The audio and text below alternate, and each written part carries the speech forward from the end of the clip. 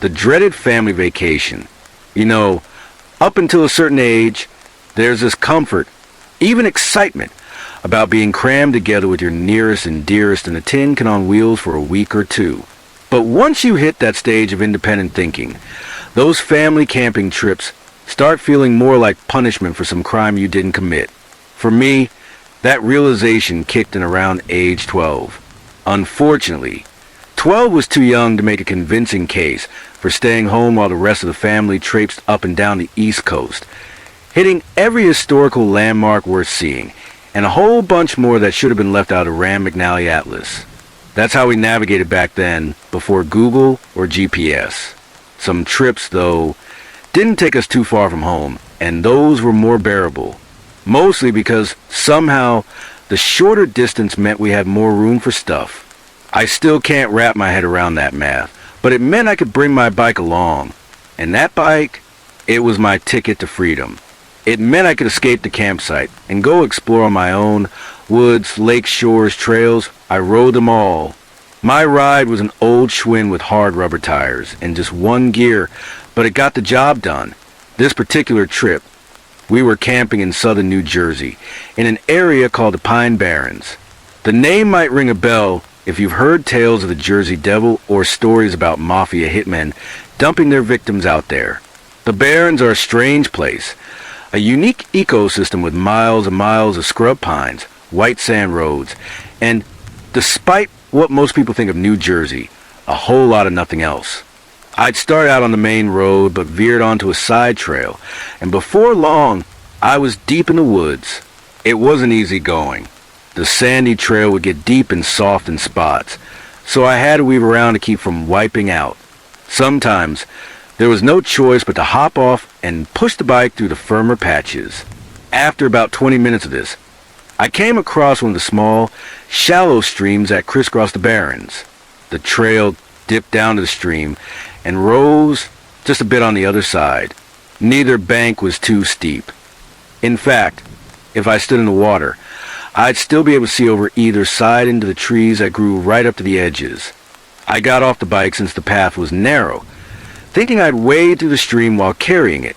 I was focused on my footing as I started down the bank when I froze dead in my tracks. The most hideous screeching scream pierced the air, a sound like a cross between a wail and a cackle, and it was loud, really loud. It came from above, and there, perched on a branch, was something.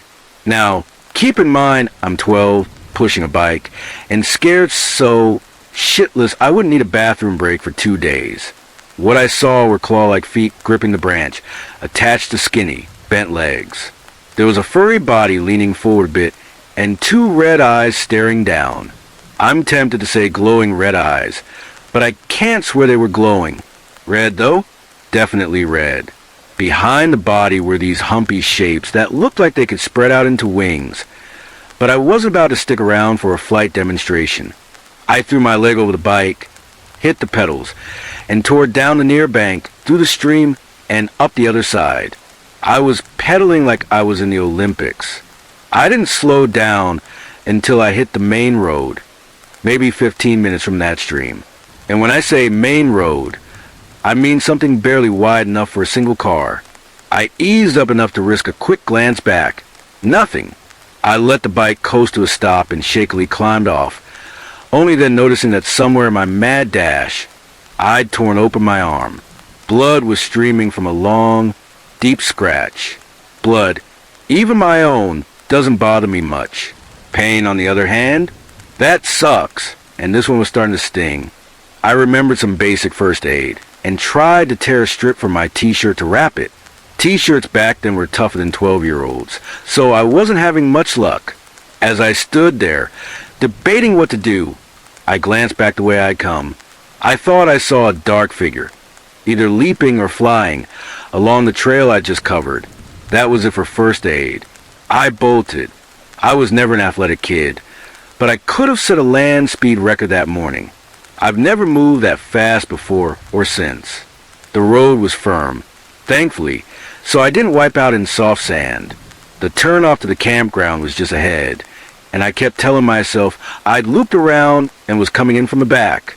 but there were no signs, no entrance, no side roads, just this endless ribbon of sand stretching out forever. I kept pedaling, glancing back every few seconds. Nothing behind me, and damn little ahead. Just when I convinced myself I'd royally screwed up and gotten lost in the woods of good, I spotted a signpost in the distance. Riding slower now, I reached it and found out I was only about half a mile from the campground. The ground around the sign was churned up, and something shiny caught my eye. It was a bottle. Well, half a bottle with a wicked sharp edge. Bottle in hand, I attacked my t-shirt again and finally managed to wrap the lower half of my arm. Now I could think straight. I stood there, one hand on the bike, peering back the way I'd come. Nothing. I held my breath, listening. Nothing. I got back on the bike and pedaled slowly the rest of the way. As I turned into the campground entrance, I finally relaxed, feeling like I'd reached home base. Safe at last. But that's when it swooped. It passed just a few feet over my head, letting out one last banshee-like cackle. Don't ask me why I still had that broken bottle in the bike's basket, or why I yanked it out and chucked it upward as hard as I could. I missed, of course, but the thing flew off, and honestly, that's all I cared about. Naturally, all the grown-ups were worried about my arm. I mumbled through some half-baked explanation about falling down a bank and cutting it somehow. The details of what I'd seen, not worth mentioning. The lecture on bike safety was bad enough without tossing in warnings about flying hairy creatures. A registered nurse we were camping with took charge. She cleaned and rewrapped my arm and decided I probably didn't need stitches. She was right in the end. I still have the arm and the scar to remind me of that day. As for what I ran into out there, well, that area is part of a bird sanctuary, and there are plenty of big, loud birds that either live there or pass through on migration. It could have been a bird, a hairy bird with red eyes. I mean, there's tons of those around, right? A few years ago, 5 friends, co-workers really, and I were headed to Florida for a much-needed break from work. Before the trip, we'd all agreed to take turns driving since it was going to be a grueling 12-hour journey, and nobody wanted to be stuck behind the wheel for more than a couple of hours at a time. My friend Miguel volunteered to kick things off with the first shift, and I offered to stay up with him to keep him company. As it turned out, we ended up driving most of the way like that because I think Miguel was a little nervous about letting anyone else take the wheel. He was the only guy on the trip and had this firm belief that guys are better drivers than girls. Yeah, I know, not exactly a view I always vibe with, but I went along with it. I wasn't all that tired. And honestly, it didn't seem like anyone else was itching to drive through the night anyway. Everything was going smoothly enough. The rest of our friends had conked out around 11 or midnight, but Miguel and I kept ourselves awake with 5-hour energy shots and deep talks about life, the universe, and everything. We'd belt out songs whenever a good one came on the radio too. After about 6 or 7 hours of driving without a break, we figured it was probably time to stop at a gas station. It'd give us a chance to switch drivers, grab some snacks, and let everyone stretch their legs or hit the bathroom. It was around 3 or 4 in the morning by then, and people were definitely feeling stiff. Miguel and I spotted a sign for a gas station at the next exit, so we took it.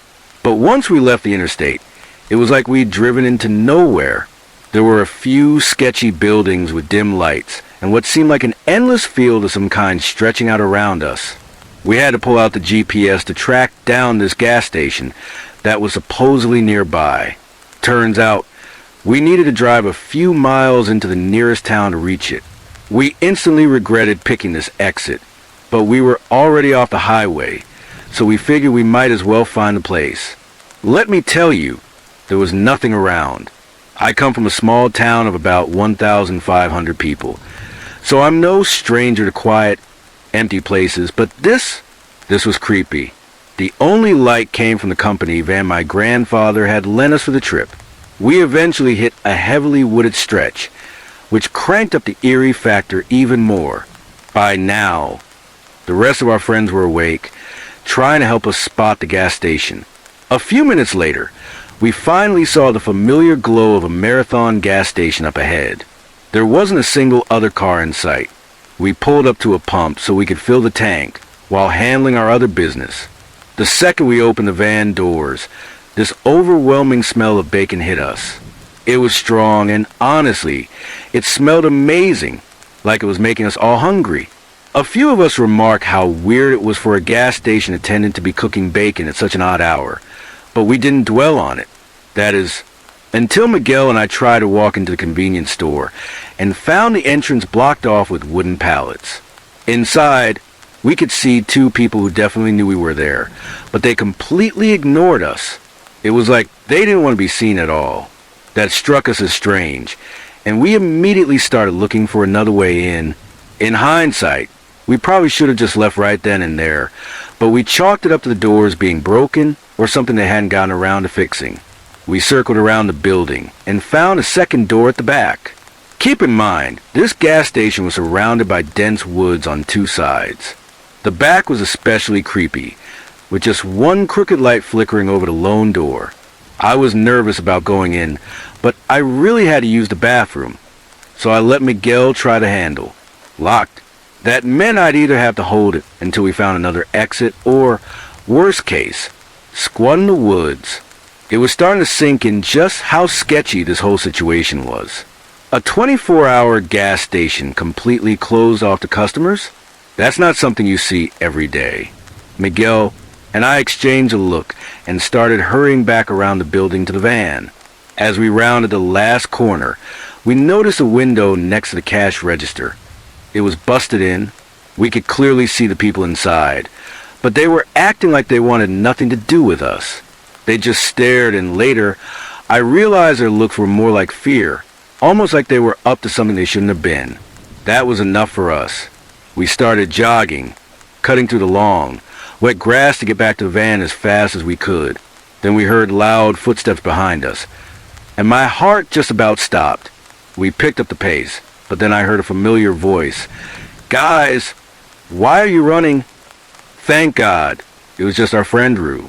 "Rue, hurry up, back to the van. We gotta get out of here," Miguel said in a hushed but urgent tone. She looked confused at first, but then she caught sight of the broken window. We made it to the van and started pulling out a lot when two cop cars screeched into the station. I locked eyes with one of the officers, certain they were going to stop us for something. All of us went dead silent, just waiting for whatever was about to happen. But, to my surprise, the cops didn't even roll down a window to ask if we knew anything. They just let us go. We peeled out of there so fast we must have set a record getting back to the interstate. On our way home from the vacation, we decided to look up that gas station to see if anything weird had gone down that night. Turns out there had been two robberies, less than an hour apart. The first one was slick. Thieves stole an entire ATM from the store in under 3 minutes, like a professional job. The second was a straight-up theft from the cash register.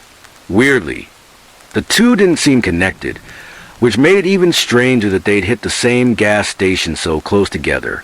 I still wonder if the people we saw inside were the thieves or just terrified attendants expecting another hit. Judging by the looks on their faces, I leaned toward them being attendants. And that bacon smell? I've got no clue what that was about. And I guess I'll always wonder. What I do know is, I'm damn glad we didn't get there earlier or stick around any longer. Let's just say nobody was sleepy after that. And Miguel was more than happy to stay in the driver's seat for the rest of the trip. This happened over the summer. July. To be exact, I'm a 17-year-old girl, weighing about 120 pounds, which comes into play later. I'm from Ukraine, so I've seen my fair share of downright unhinged people, but this experience stands out. Even with all the traveling I've done, nothing like this had ever happened to me before. Anyway, I was on vacation in Constanta, Romania, with my friend and her family. It's a pretty nice city with generally friendly people, though you do run into the occasional drug addict wandering around. On our second day there, my friend's parents gave us some money to go out and do something. By lunch, his shop, whatever. We decided to grab food and then swing by a nearby music store, since both of us are huge into music, especially death metal. We found a decent restaurant with fair prices and snagged a table outside. I'm multilingual and speak Romanian, among other languages, but my friend only speaks English, so I had to play translator. After we ordered, we started chatting about this new death metal band she discovered called Cerebral Bore. I'm always hyper-aware of my surroundings, probably from watching too many true crime shows. So while I'm listening to my friend, I noticed this guy a few tables away staring at us. Like, really staring. Almost like he's trying to eavesdrop but can't understand English. It wasn't outright creepy yet. Just gave me a weird vibe. A few minutes later, our food arrives, and my friend's still going off about one of her favorite bands breaking up. That's when the sketchy guy gets up, walks over, and sits down right next to her. Not just nearby, but so close their chairs are practically touching. We both freeze, exchange a quick glance, and mouth "what the hell" to each other. Then he starts talking to her in Romanian. She looks at me to translate, but I hesitate because what he's saying is so vile, sexually explicit and violent stuff I wouldn't even want to repeat. Alarm bells are blaring in my head, and there's hardly anyone else around to notice this. I start packing up my stuff and tell my friend to do the same. As we stand to leave, he grabs her wrist, making her jump. He's mumbling something, still thinking she speaks Romanian, I guess, calling her baby and other creepy pet names, telling her to stay. Now I'm getting pissed. I snap at him that she doesn't speak Romanian and that we have to go. He backs off for the moment. About an hour later, we're walking down the street when I notice a car creeping along behind us. I spot it first and realize it's the same guy from the restaurant.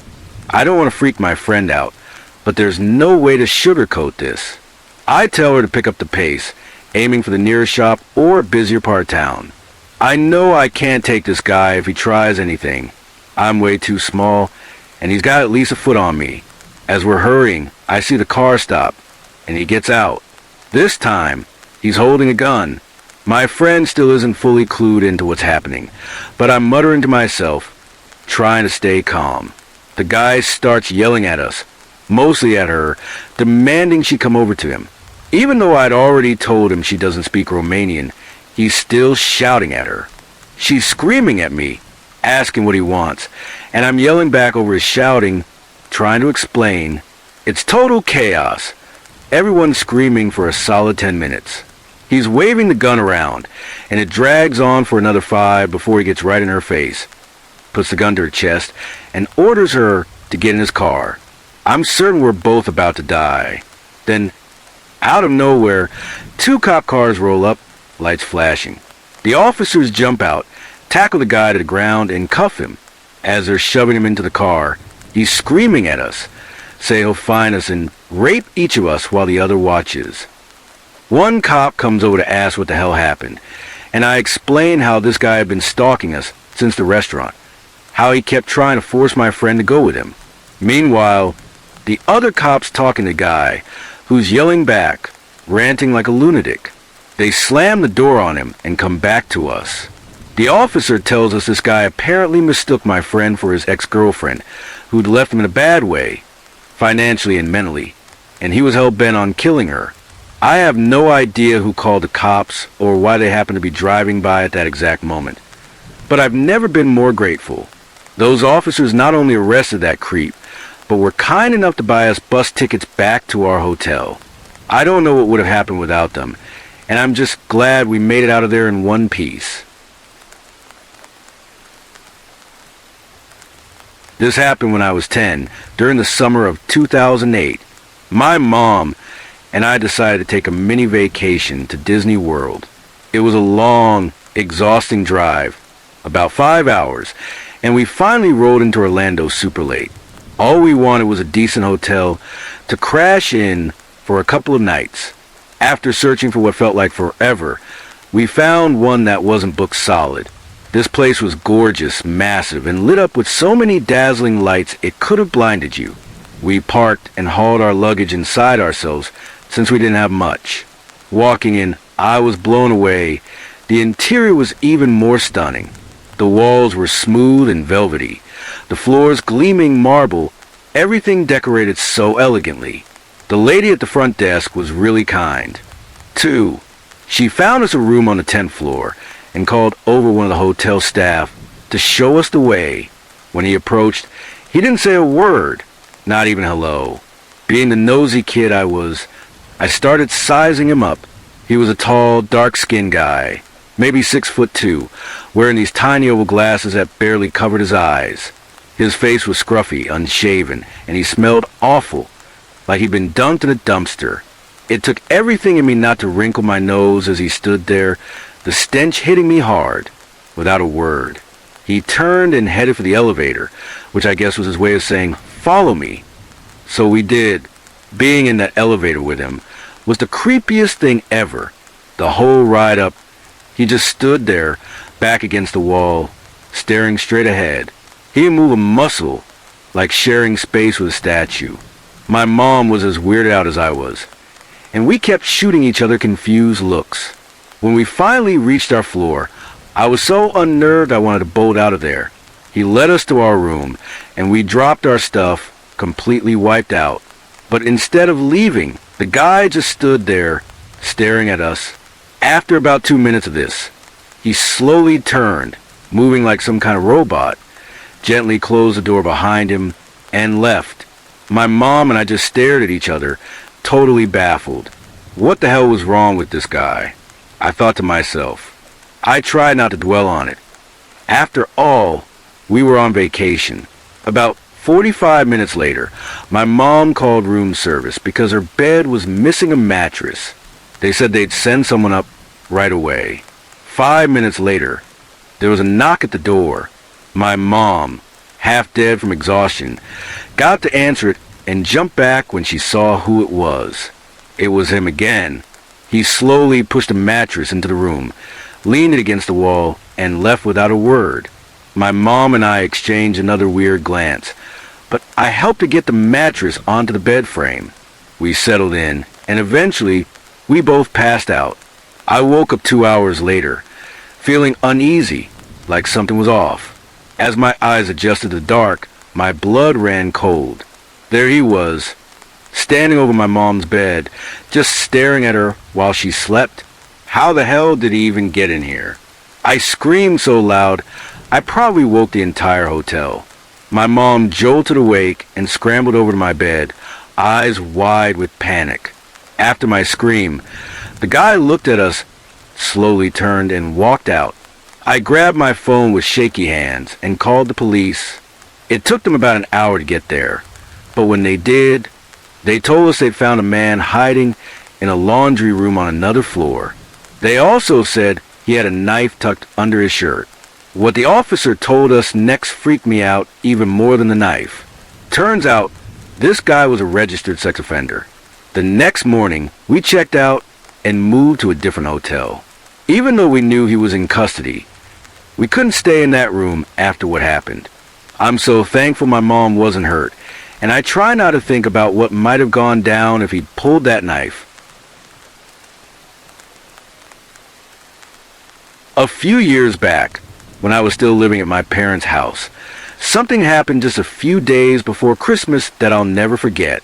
My parents had gone out for the day to visit family, and I decided to stay home, eager to relax and enjoy having the place to myself. Thankfully, my parents were pretty cool about me skipping the family visit, especially since we'd have another chance to see everyone after Christmas. I settled in for a cozy day, lit the fire in the living room, picked out a few movies, and kicked back to watch the first one. Once the movie ended, I figured I'd grab a snack, so I headed to the kitchen. That's when I noticed something odd through the kitchen window. Across the street, parked right opposite our house, was an old, beat-up van. I could see a couple of guys sitting in the front seat, just staring up at my house. Being the paranoid type, my alarm bells went off instantly. My heart started racing as I left the kitchen to grab the phone, just in case I needed to call for help. Right as I picked up the phone, I heard the back gate rattle. It hit me then. Those guys were probably trying to break in. I froze, completely paralyzed. You'd think it'd be easy to just dial the police. But I was so terrified, I don't think I even blinked for a solid minute. Our house had two back doors, one leading into the kitchen and a sliding door into the dining room. Then I heard it. Loud bangs against the kitchen door. That snapped me out of it. I knew I had to move. I bolted to the downstairs bathroom, locked the door, and dialed 999. My voice was shaking as I whispered, "There are men trying to break into my house. I'm home alone and I'm scared. Please help." I gave my address, and the operator assured me a unit was on its way and would be there soon.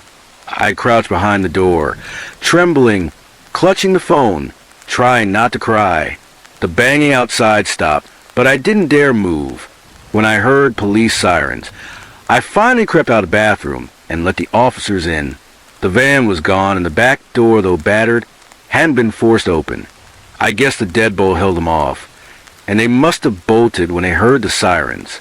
They'd given it a good try, though the door was so damaged it had to be replaced. The police told me there had been a string of burglaries in the area lately, and these guys were likely scoping out houses for Christmas shopping hauls. My place probably looked empty since there were no cars in the driveway. I don't know what they would have done if they'd gotten inside and found me there, and I try not to dwell on it. The guys were never caught, and I never saw that van around again, which means they're still out there somewhere. That day scared the hell out of me, and it's why I'll never take chances with home security again. My name is Lance, and this story goes back to Christmas Day in 1998. First, a bit of background. My aunt was pregnant at the time, not due until after New Year's. She already had 2 kids, and both pregnancies had gone about 41 weeks. Normal pregnancies are around 40 weeks, for context. Also, my mom had a boyfriend named Jim, who was into cage fighting. He wasn't a huge guy, but he'd been training in martial arts for years, pretty much since he was my age, which was a decent amount of time. That Christmas, my aunt, who wasn't supposed to give birth for another 2 weeks, went into labor on the morning of Christmas Eve. Since our apartment was tiny, we packed up and headed to my aunt and uncle's big suburban house, so my mom could watch my 2 younger cousins. Jim was spending the holidays with us and came along. We brought all our Christmas presents and hauled everything over for the next few days. When we arrived, my grandma was already there. She could have watched the kids herself, but she liked her drinks a bit too much, and we already planned to come over for Christmas anyway. We got settled, and I headed to the backyard to play with my cousins, who were only 2 and 3 years old. So it wasn't exactly thrilling. We messed around with a yellow toy car and played games like cops and robbers for a while. Exhausted from all the running around, we crashed early that night. Still no word on the baby, though. Around midnight, I woke up to my mom and grandma talking excitedly. My new cousin had been born, right at midnight on Christmas Day, which was amazing news. They were chatting across the hall in my aunt and uncle's room, and I popped in to see what was going on. I didn't see Jim anywhere, so I figured he was in the bathroom or grabbing something from the kitchen. He usually didn't turn on lights to avoid waking anyone up. My cousin's birth was like the best Christmas gift our family could have asked for. As my mom and grandma started to calm down from all the excitement, they sent me back to bed. I was grinning, already thinking about telling my cousins about their new sister. Right then, I heard a loud bang from the front of the house. Jim's voice followed, shouting to my mom to call 911, mixed with noises that sounded like he was fighting someone. I ran toward the front to see what was happening. As I got closer, I heard a thud, then silence. A figure zipped past me. It was Jim, and he looked pissed. There was blood dripping from his hand, but I could tell it was coming from higher up on his arm. He ushered me back inside and headed to the bathroom. I peeked into the living room and saw a man lying face down in the doorway. He was dressed in all black with a backpack on, and he wasn't moving. When the police arrived, they started questioning Jim while paramedics checked him out. The guy in the doorway still hadn't budged. The paramedics pulled off his mask and cut his shirt to try resuscitating him. Jim said something to an officer, who then told the paramedics to check the guy's neck. It was broken. Turns out, Jim had slammed the guy's head after he tried following him inside. Jim had gone out to grab some extra presents from the car, and that's when the guy made his move. The loud bang we heard was a gunshot that had grazed Jim's arm. The paramedics checked me too, since an officer noticed blood on me. But it wasn't mine. It must have been from Jim. They took Jim to the hospital, but he was back later that day. That night, two things happened. My cousin was born and Christmas was saved.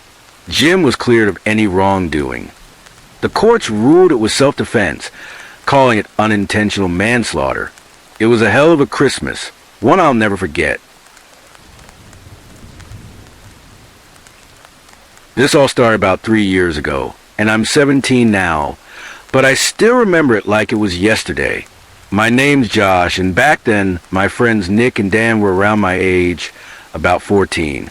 We've been working on building a treehouse by a small creek near where we all lived, planning to turn it into a cool gaming hangout with a generator and everything. It was Christmas Day, and we decided that opening another boring set of clothes wasn't how we want to spend our night. So, we agreed to go on our usual nighttime walk to check out the treehouse. We grabbed our flashlights. Mine was the brightest, so I led the way. I live in California, so it wasn't freezing like it might be in a place like Boston, but it was still pretty damn cold and pitch black out. We kept bumping into tree branches that the flashlight beam didn't catch. As we got closer to the treehouse, I started feeling uneasy, like someone was watching us. I asked Nick and Dan if they felt it too, and they both said yeah, they did. At one point, we heard this creepy, human-like scream that scared the hell out of us, but it turned out to be just some geese our neighbors kept in their backyard. When we finally reached the tree, we noticed footprints in the soft mud around it. We brushed it off, thinking they were probably from one of our earlier visits, and kept going.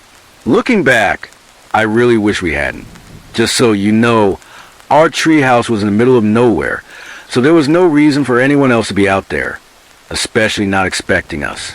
After trudging through the dark for a bit, we spotted the old black oak tree in the clearing and stopped at its base. My fingers were freezing. Nick and Dan were smart enough to bring gloves, but I hadn't. Since Dan had gloves, we sent him up the ladder to do our routine check of the treehouse. The whole time, I couldn't shake this bad feeling, like something was seriously wrong. I can't explain it, but it was like trouble was brewing. When Dan got to the top step, he peeked into the fort, froze, and muttered, "What the hell?" Then he yelled, "Oh shit!" and jumped off the ladder, landing right on top of us. I started swearing, asking him what the hell was wrong. But before he could answer, this half-naked old man burst out of the treehouse, screaming at the top of his lungs. It scared the absolute crap out of me, Nick, and Dan. We took off, crashing through the woods, trying to get back to the main road. We could hear that creep chasing after us, which made us run even faster. At one point, I tripped and went down hard. Pretty sure I messed up my finger, but I scrambled back up. Eventually, we saw the main road and split off to our own houses, yelling like a bunch of scared kids. That guy seemed to zero in on me, probably because I was heavier and slower than the others back then. When I reached the hill my house was on, I sprinted up it like I was running a marathon, then stopped to catch my breath. I looked back, and there he was, standing at the bottom of the hill, just staring at me. He grinned this insane, unhinged grin that gave me chills. When I pointed my flashlight at him, he turned and bolted back into the woods. I didn't tell anyone what happened because I didn't want to get in trouble. After that, we never went back to those woods.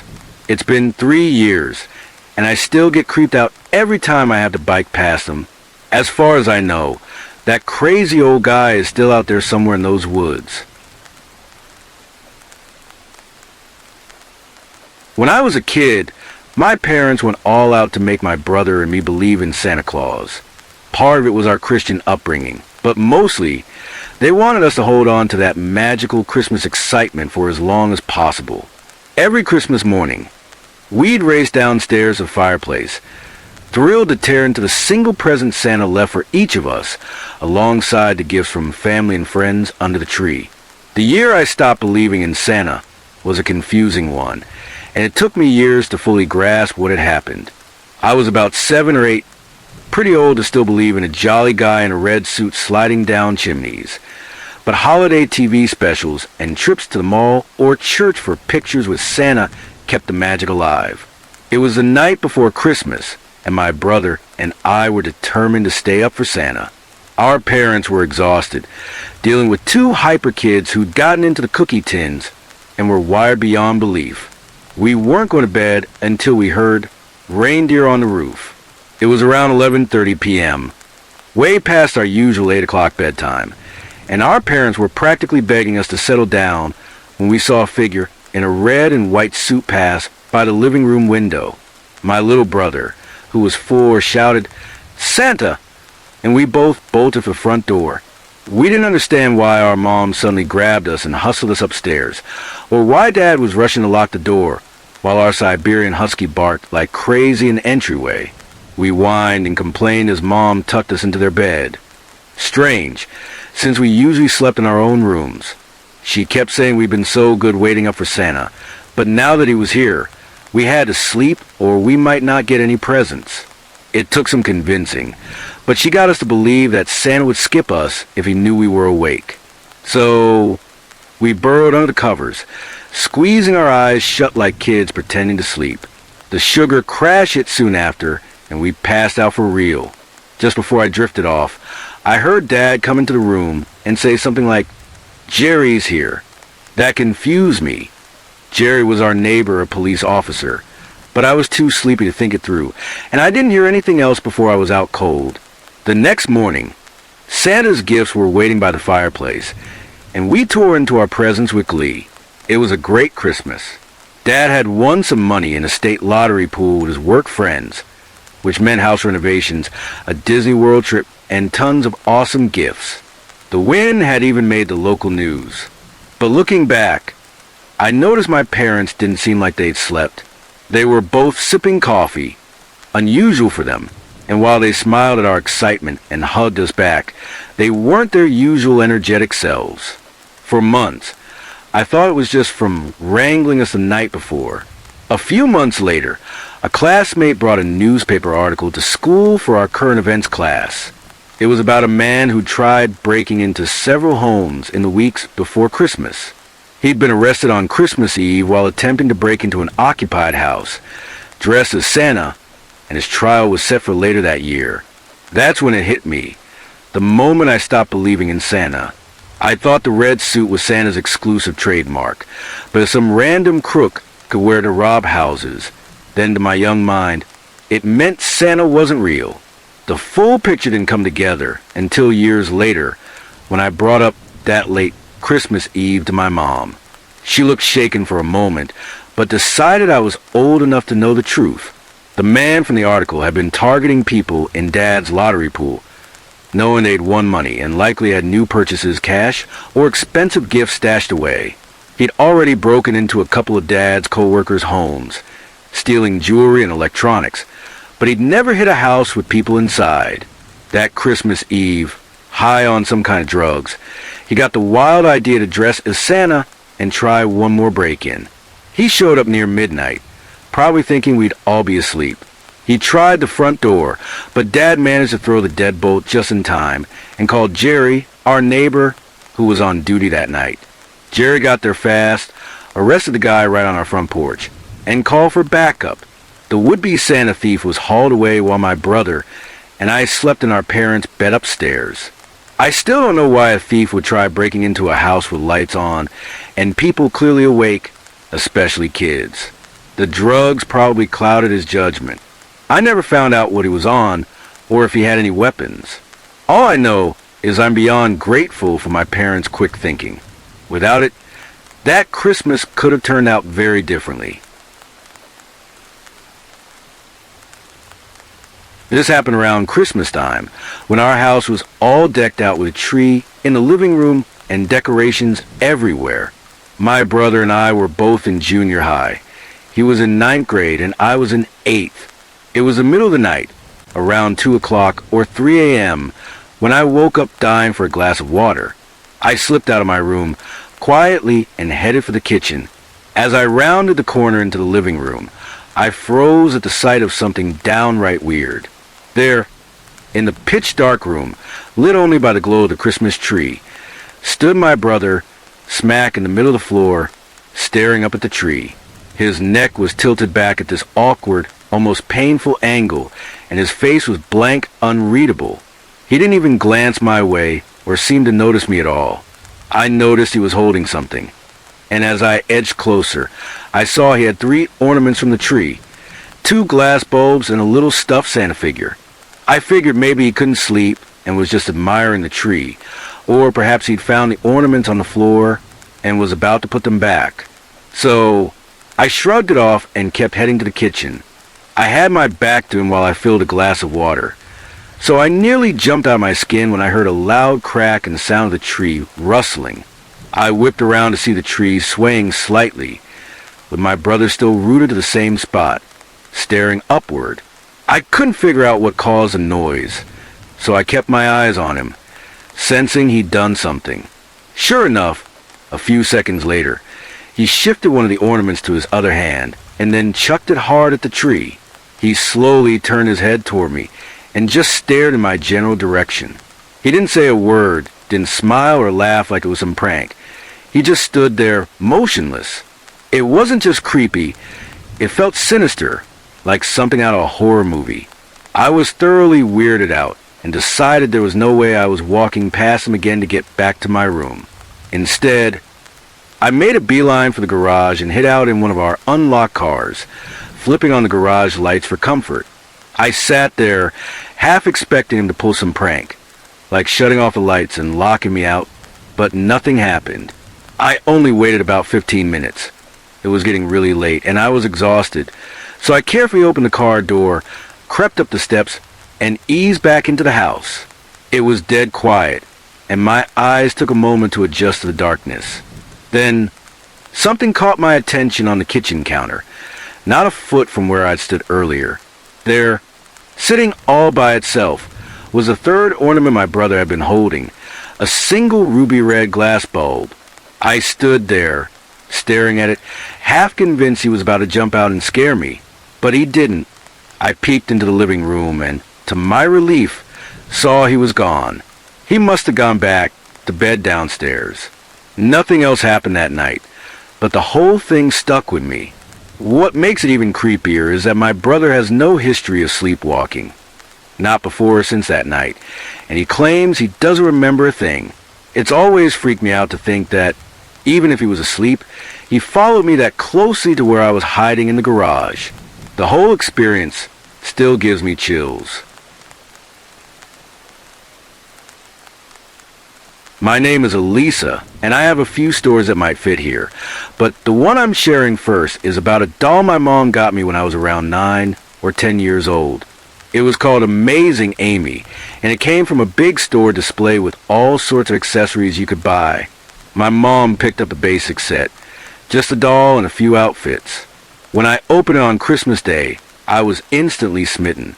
I carried that doll everywhere, obsessed with how it could talk, and had a heart-shaped display on its chest that showed the time. There was even an alarm feature that made her cry like a real baby. She was my constant companion. A few weeks later, my mom went back to the store to get more accessories for Amy, but she was puzzled to find nothing there, no trace of the doll or its products. It was like Amazing Amy didn't even exist. She asked the store manager, who said he had no idea what she was talking about, and suggested she check back later. Mom didn't tell me this until I was older. I'm 24 now, and I still have the doll. For a while, Mom kept Amy under a panther-shaped table in the living room, brushing her hair into pigtails and dressing her in an old baby dress of mine. One day, I noticed Amy's face was dirty, so Mom cleaned her up and moved her to the TV stand. A few days later, though, she was dirty again, like someone had been playing with her. There were only 4 of us in the house. My parents, me, and my younger brother, who was 3 at the time this started. I was 18 then, just finishing high school, and my brother was 15, super into gaming. We brushed it off and moved on. A couple of years later, I was in college, and I had a friend over to study. After we finished, we were watching an old movie in the living room with the front door open since it was a warm night. It was around 2 a.m. when, out of nowhere, we heard Amy start talking. We exchanged confused looks and glanced at the TV stand, where Amy sat. Then she started laughing and repeating some phrase. We both bolted to my room, slamming the door shut. I told my friend we didn't keep batteries in Amy to prevent corrosion, which made it even creepier. Realized we had to go back out to lock the front door and turn off the TV. I mustered up some courage, dragged my friend with me, and we handled it as fast as possible. Amy was still in her spot, silent now, which was a small relief, but we hurried back to my room anyway. We slept with my bedroom TV on for comfort, too spooked to relax otherwise. About a year later, my mom found out my brother had a girlfriend and thought it'd be a good idea to let her borrow Amy, since the doll had that alarm and acted like a real baby, needing feeding, changing, and bottles. Mom figured it'd make the girlfriend think twice about getting too serious with my brother. So she put batteries in Amy and set the alarm for early in the morning, explaining her reasoning to the girlfriend, who took it in stride and brought Amy home. Early that morning, though, my brother got a frantic call to come pick up the doll. He and I rushed over to her place, just a few blocks away, and I took Amy back. I immediately asked about the dirt and blue paint smeared on Amy's face and hands. The girlfriend shook her head, saying, "I don't know." I woke up to the crying alarm, saw that, and it freaked me out when I tried to turn it off. We got home and told Mom right away, but we never figured out what happened. To this day, Amy keeps getting dirty for no reason, and we can't explain it. Whenever I try to pass her on to a relative, they always call me back, asking me to take her or mentioning weird things happening that make them not want her around. It might sound far-fetched, but these are real experiences, and they still puzzle me and my family. I still have amazing Amy, and when I try to look her up online, I find next to nothing, which makes it even stranger. Without a doubt, she's the weirdest Christmas gift I've ever gotten. My name is Red, and this happened in October of this year. My 2 friends, Emma and Snow, and I decided to go camping for a few days.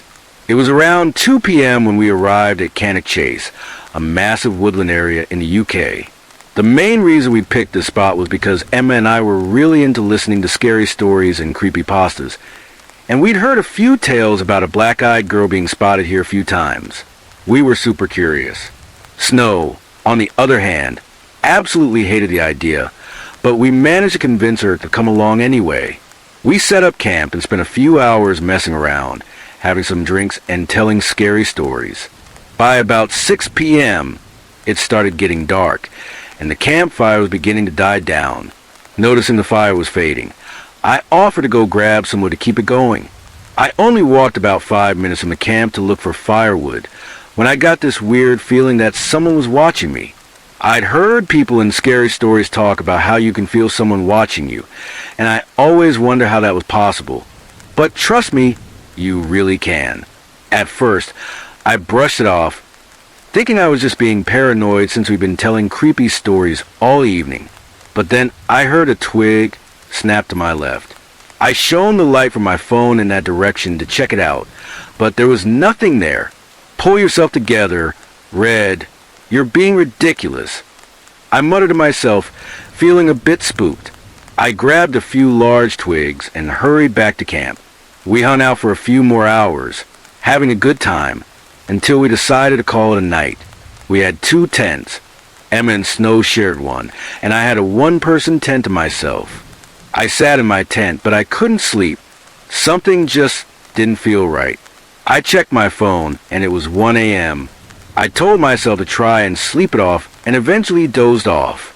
But not long after, I woke up to a small draft in my tent. I sat up slowly and noticed that my tent door was open just a crack. That's weird, I thought. I'm sure I zipped it shut. Then I heard laughter outside, so I got out and saw Emma and Snow sitting there. Hey, did one of you guys open my tent? I asked. They both said no, and then Emma grinned and said, maybe it was the black-eyed girl. They both laughed, and I rolled my eyes and sat down with them. Skipping ahead, we were getting a bit bored with how quiet it was, so I decided to grab my phone and play some music. As I walked toward my tent, I saw something, a figure in the distance. To this day, I don't know why I didn't run right then and there, but curiosity got the better of me. Could this be the black-eyed girl? I wondered. I went to grab my phone, but it was gone. I looked back up, and the figure had vanished. I walked over to where I'd seen it and peeked behind a tree. Suddenly, I felt a hand clamp over my mouth and something sharp pressed against my back. A deep voice whispered in my ear, one move or sound and I'll kill you, and then your two friends over there. I wasn't about to let this guy kidnap me, assault me, or worse. So I slid my leg between his and kicked up as hard as I could, nailing him right in the balls. He let go, yelling, "Ah, you bitch!" I bolted toward my friends, but he was fast, way too fast, and was right behind me. I screamed, "Run!" Emma and Snow turned and started running, but he tackled me to the ground. He leaned over me and sneered, "Don't worry, I'll make it rough. That's how I like it." I felt my trousers being pulled down. "No! Please, please, you don't want to do this," I begged, squirming as my body went limp and I closed my eyes. "Get off her, you bastard." I heard Emma shout. I opened my eyes and saw Emma holding what looked like a gun. The man got up muttering, "Shit. Okay, I'll go shit," and ran off into the woods with his pants halfway down. Snow helped me up, and I turned to Emma. "Where the hell did you get a gun?" I asked, stunned. She smirked, then laughed a little. "It's not a real gun. I always bring it camping. It's my sister's cosplay gun." I hugged her tightly and thanked her. We called our parents and then the police right away. While waiting for them, we looked for my phone. We found it on the ground where the man had tackled me. I figured he must have taken it from my tent earlier, which would explain why the tent door was open. When I checked my phone, I saw photos of me sleeping. Unfortunately, the police never caught the guy, and they found no fingerprints on the phone other than mine and a few from my friends. I still wonder why he took my phone first. Was it so I couldn't call for help if he kidnapped me? I guess I'll never know. But this experience taught me to be more careful when camping and to never wander off alone at night. I hate to think what would have happened if Emma hadn't brought that fake gun. My name is Oliver and I'm 24 years old. A while back, I got hooked on this channel because of its deep web stories, which sparked a major interest in me. The content I've watched and listened to on this channel has stuck with me, and I've heard almost every story they've shared. But there was one story I hadn't come across until recently, and it had to do with the black-eyed children. As you can imagine, it's pretty creepy, disturbing, and downright terrifying to think that these kind of beings might actually exist. Before I dive into the story, a little background about myself. I've held on to some odd things from my past that I can't seem to let go of, like a sword called Tenza Zenitsu from a manga and anime Bleach, and a machete that a friend gave me just a month before this whole thing went down. The machete stays sheathed at all times and sits upright next to my dresser, so I can grab it quickly in case of an emergency. My story isn't exactly an encounter, or at least, I keep telling myself it couldn't have been. It was no more than 2 weeks ago when I went through what might be one of the scariest moments of my life. Things had been good. I'd just gotten back from Las Vegas after a much-needed vacation, and I was ready to unwind from all the heavy drinking and gambling. So, I decided to smoke some weed I had lying around. I don't get paranoid or act weird when I smoke. It doesn't mess with me like that. But I do know it can sometimes mess with my dreams or make it harder to sleep afterward. That night, I smoked, felt ready to crash, and started to drift off. But then I woke up in the middle of the night, needing to use the bathroom. With my roommate gone for the winter, I was alone in a pitch-black house at 2 a.m. I know the layout of our small place like the back of my hand, so I didn't think twice about the suitcase I'd left near the front door or the fact that I couldn't see a thing. After finishing up in the bathroom, I headed back to my room to get back to sleep. That's when I noticed I had left my bedroom door open. It's not something I usually do, but it didn't bother me too much. At least, not until I heard the sound of someone peeing in my bathroom. My eyes shot open as it hit me. I wasn't alone in the house. I grabbed my glasses from the counter where my speakers sit and moved fast but quietly to get my machete from beside the dresser. I slid the sheath off the blade, feeling a surge of confidence that I could handle whoever thought they could just waltz into my place, use my bathroom, and do whatever else they pleased. Our house is small. I'm literally 3 steps from the bathroom, and my roommate has his own in his room. So there's no reason for anyone else to be using mine. I crept those 3 steps toward the bathroom, gripping the machete tightly, ready to make sure whoever was in there wouldn't stand a chance. As I flicked on the bathroom light, I braced myself to swing the blade forward, but I froze. A mix of fear and paralysis hit me, and no matter how hard I tried, I couldn't move. I was using every ounce of physical and mental strength, but I was stuck. Standing there, taking a piss in my bathroom, was a kid, no older than 7. His eyes were black. Completely, utterly black. Panic set in as I realized what I was dealing with. I started stammering, calling out for my roommate, who wasn't even in the same country and couldn't help me. My mouth hung open, and I could barely scream. The kid, who'd been staring at me the whole time, spoke in a strange voice. "That's not very nice of you. You wanted to hurt me." I was petrified. I tried to move the blade again, but it was no use. Then he said, "Now I'm going to hurt you." Finally finding my voice, I let out a scream and suddenly realized I was back in my bed. It was freezing cold that morning, and I was shaken from the dream. I let out a sigh of relief, convincing myself it was just a nightmare triggered by all the stories I'd been listening to. As I sat up, I noticed my bedroom door was still open, and I had to use the bathroom again. I got up, started my day, and went to get ready. But then I saw something that made me question everything. My machete was in its usual spot, exactly where I always leave it. But the sheath, it was off. This story happened to me about 18 years ago, but it's really more about my mother than me. My mother came from a family of 5 siblings, and she was the youngest. They were originally from Germany, but moved to the Czech Republic willingly for better job opportunities.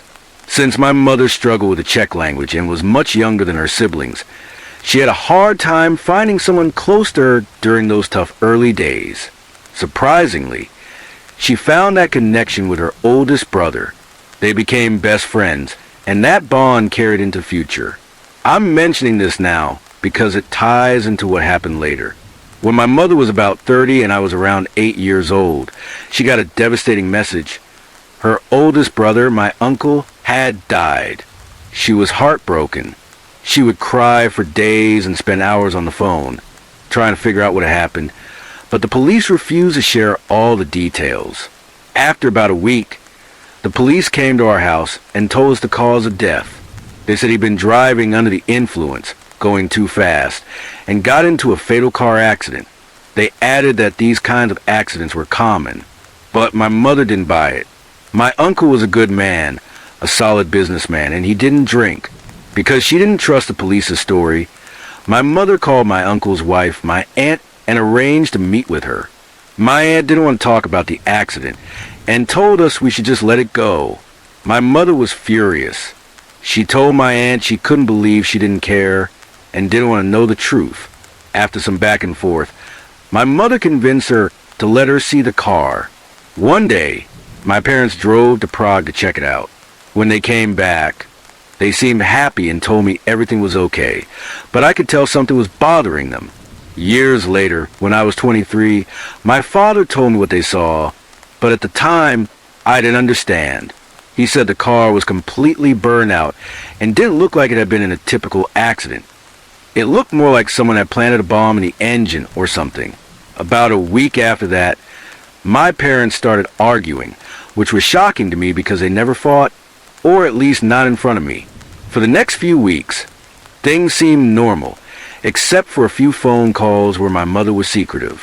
3 months later, she had a heated argument with someone on the phone. She told my father it was nothing serious, but he didn't believe her. They talked it out until she admitted she'd been in contact with a private investigator. My father was livid and warned her she was playing with fire, but she reassured him that he didn't need to worry because the investigator had refused to take the case. Still, my mother wouldn't let it go.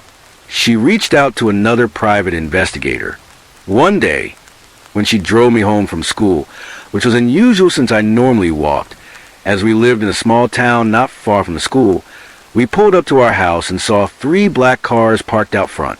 When we opened the door, we found my father sitting on the couch, his face pale as a ghost. He looked at us, clearly terrified. There were 4 men in the room, dressed in black suits, wearing black gloves and dark sunglasses. They told us to come inside. My mother immediately said she'd call the police, but the men just laughed.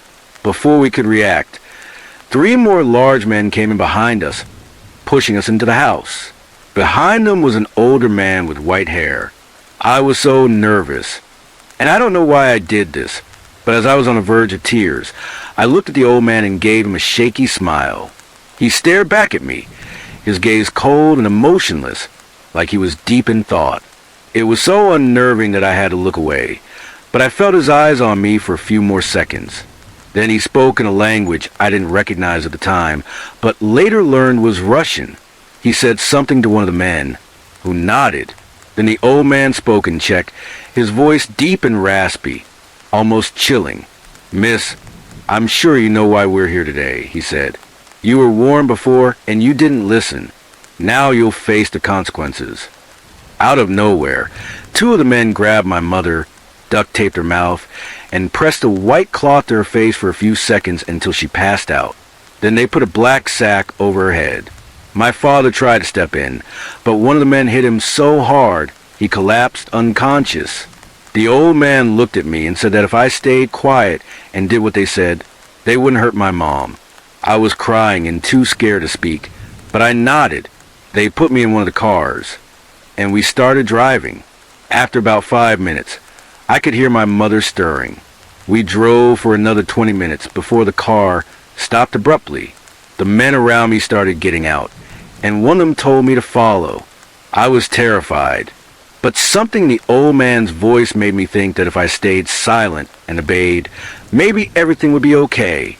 They pulled my mother out of the car, removed the black sack, and cut off some small plastic ties around her wrists.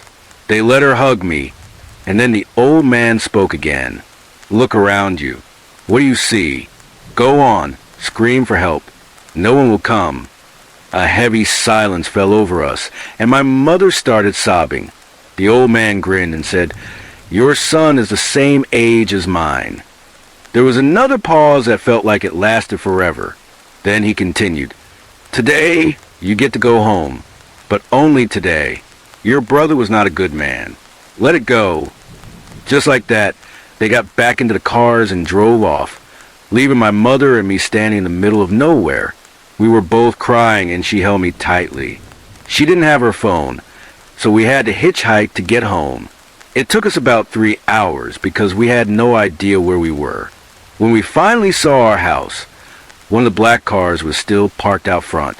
My mother sprinted toward the house, and even at 8 years old, I could tell she was terrified that something had happened to my dad. When we got inside, we saw 3 men still there. My father was in the kitchen, holding a towel to his nose, which was bloody but not bleeding heavily anymore. My mother broke down, hugging him, and the men didn't stop her. They started leaving right away. My mother asked my father if he was okay, and he said that when he woke up, the men had helped him with his nose. They hadn't hurt him further, and told him they only hit him to keep him from interfering. They also told him they knew almost everything about us, rattling off details that I didn't understand at the time, but made my mother go pale and tremble. My father later explained that they knew nearly every single thing about our lives. They also mentioned that the private investigator my mother had hired was left with 2 broken legs. We never heard from those men again, and my mother immediately stopped looking into my uncle's case. We never had any more trouble with them, and we haven't seen them since. A while back, my partner Taylor and I were in our squad car when we got a call about a domestic disturbance. The dispatcher mentioned it was likely just some kids messing around at the old abandoned hospital in town. Someone had reported seeing lights flickering inside, so we headed over to check it out. As we pulled up, we noticed flashes of light coming from a few of the rooms and shadows moving across the windows. It was enough to put us on edge. We entered the hospital, and the place was a wreck.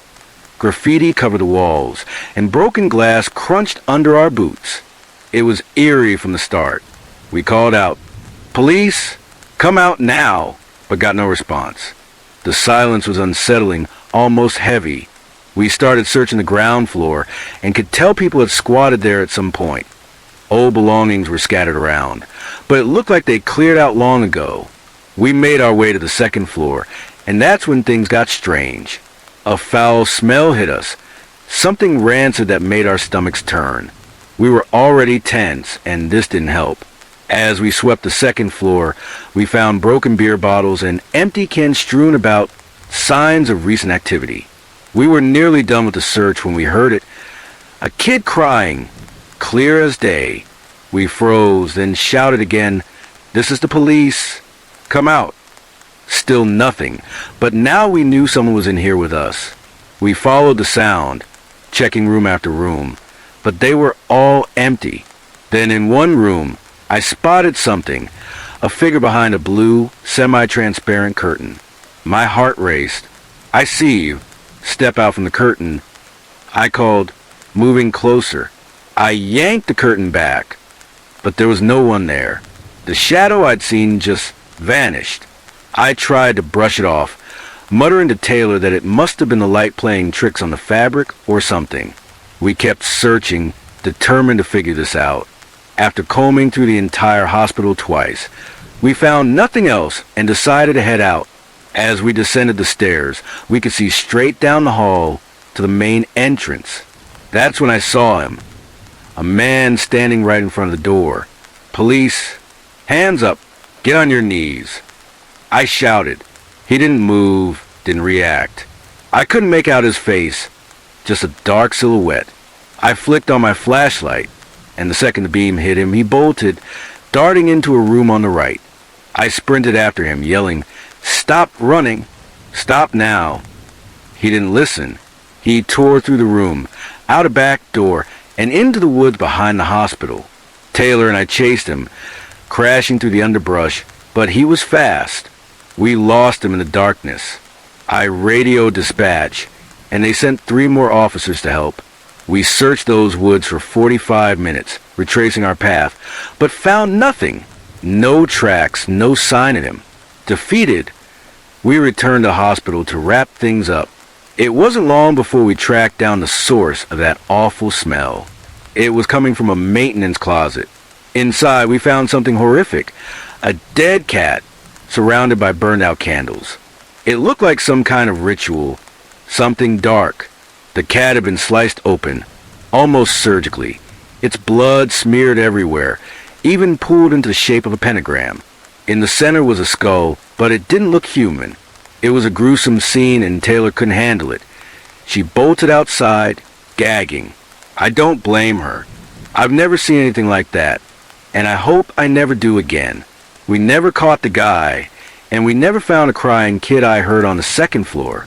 But since that night, things haven't been the same for me. Beyond the vivid nightmares that keep me up, there have been other things at my house I can't explain. I've heard kids crying in the middle of the night, knocks on my walls, and sometimes I catch glimpses of a shadow moving in the hallway or my room. Taylor hasn't had it as bad, just the nightmares like mine, and one run-in with a shadowy figure on her basement steps. But that's it for her. I've got more stories, but this one's enough for now. A while ago, my partner Beth and I were sent to check out a house after a girl called 911, but hung up after giving her name and address. It was just the two of us, and we figured it might be a break-in, with her needing to stay quiet to avoid trouble. We pulled up to the address, a large two-story house in a rough part of town. It looked like it was built back in the 1960s, and something about it gave off a creepy vibe. The place sent chills down my spine as we approached. Beth and I walked up the front door and peered inside. From the angle of the door, we couldn't see anyone moving around. We knocked a few times, and after a moment, an elderly woman appeared. She unlocked the door and asked what we wanted. We explained that a girl had called from this house, sounding like she was in trouble. The woman looked puzzled and said she lived alone. No one else was there. Beth and I exchanged a glance, nodded, and asked if we could take a look around just to be safe. She shrugged and waved us inside. We started searching the house, checking every corner. After a bit, I got a radio call from the station. The girl had called again, this time saying she was hiding. I relayed the message to Beth, and we headed upstairs, moving faster now. As we reached the top, I heard a girl's giggle, clear as anything, coming from somewhere nearby. It sent a shiver through me.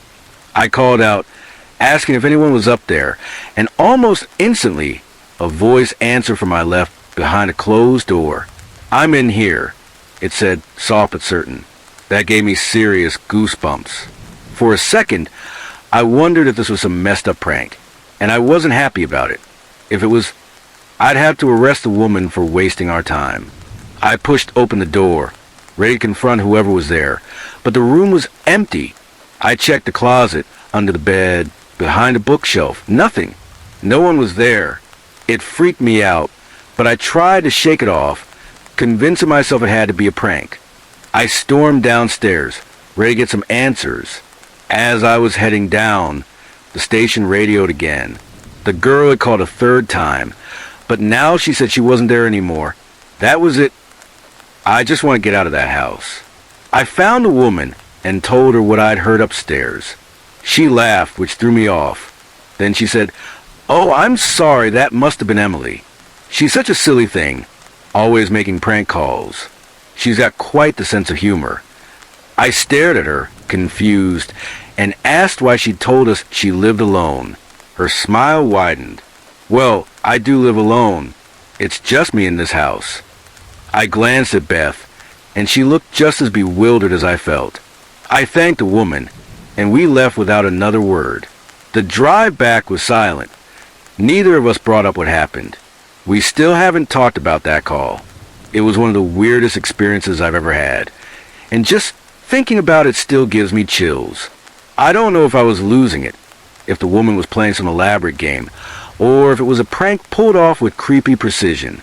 All I know is I'll probably never figure out what really went down in that house. A few years back, my partner Deborah and I got a call to check out an abandoned building.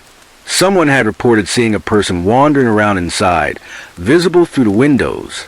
The place was falling apart, so we figured it was best to get whoever was in there out before they got hurt. I don't usually get spooked easily. Years of chasing down criminals in risky situations have toughened me up, but I'll admit, the first look at that building gave me a bad feeling. My gut twisted and a chill ran through me. I shook it off, though, and Deborah and I went inside to start our search. The building was 4 stories tall, so we had to check every level thoroughly. While Deborah took the second floor, I was sweeping the first. That's when I heard footsteps behind me. At first, I thought it was her, but then I realized I hadn't heard her come down the stairs. I spun around, expecting to see the person we were looking for, but no one was there. I swept my flashlight around the dark corners. Nothing. It creeped me out, but I pushed it aside and kept searching. I stepped into a small room, checked it, and found it empty. As I turned to leave, I pointed my flashlight toward the door and caught a glimpse of someone walking past. It startled me, and I froze for a second before bolting out to see who it was. But the hallway was empty again, no one in sight. Now I was getting nervous. I decided to head upstairs to find Deborah. When I reached the top of the stairs, I saw her flashlight beam moving in a room down the hall. I jogged over and told her what I'd seen. She got annoyed, asking why I hadn't caught the person. I started to explain, but before I could finish, we both heard footsteps above us, on the 3rd floor. Deborah let out a sigh and started up the stairs cautiously, with me trailing behind. Halfway up, after she'd turned a corner, a figure stepped out at the top of the staircase and just stared at me. My heart stopped. I couldn't move, couldn't even lift my flashlight to get a better look. The figure stood there for what felt like forever, then let out a quiet giggle and walked off in the direction Deborah had gone. That snapped me out of it. I raced up the stairs, chasing after them, and after a few minutes of running to the halls, I found Deborah. I asked if she'd seen someone following her. She looked confused, so I told her about the figure. I could tell it rattled her. She glanced around nervously and gave a forced laugh, saying, "Okay, this feels like some dumb prank or something." I nodded, and we agreed to head back to the 1st floor to regroup and figure out our next move. We ended up in one of the rooms downstairs, talking it over for 20 or 30 minutes. My hand rested on my taser, just in case whoever was messing with us tried anything. Then we heard footsteps again, this time in the next room over. They stopped abruptly. We waited another 10 minutes, tense, but nothing happened. Finally, we'd had enough. Deborah and I bolted out the front door, took a moment to catch our breath, and decided to track down the person who'd called us in the first place. We found him at a house nearby and asked if he was sure about what he'd seen. He broke down and admitted that he and his friend Ethan had made it up trying to pull a prank on us. They hadn't seen anyone in the building. My face went pale, and when I looked at Deborah, hers was white as a sheet. We arrested the kid for wasting our time, but I never went near that building again. To this day, I don't know if there was really someone in there with us, or if what I saw and heard was something else entirely, something I can't explain. 4 or 5 years, I worked as the only 911 dispatcher in a remote part of Alaska, covering an area about the size of Oregon. I was based in the biggest town on the Delta, a place at 6,000 residents called a city. Our dispatch office handled all emergency calls for the region after the Alaska State Trooper post closed each night. Working 911 in rural Alaska was strange enough on its own, but what I'm about to tell you didn't start with a call. It started with an odd visitor.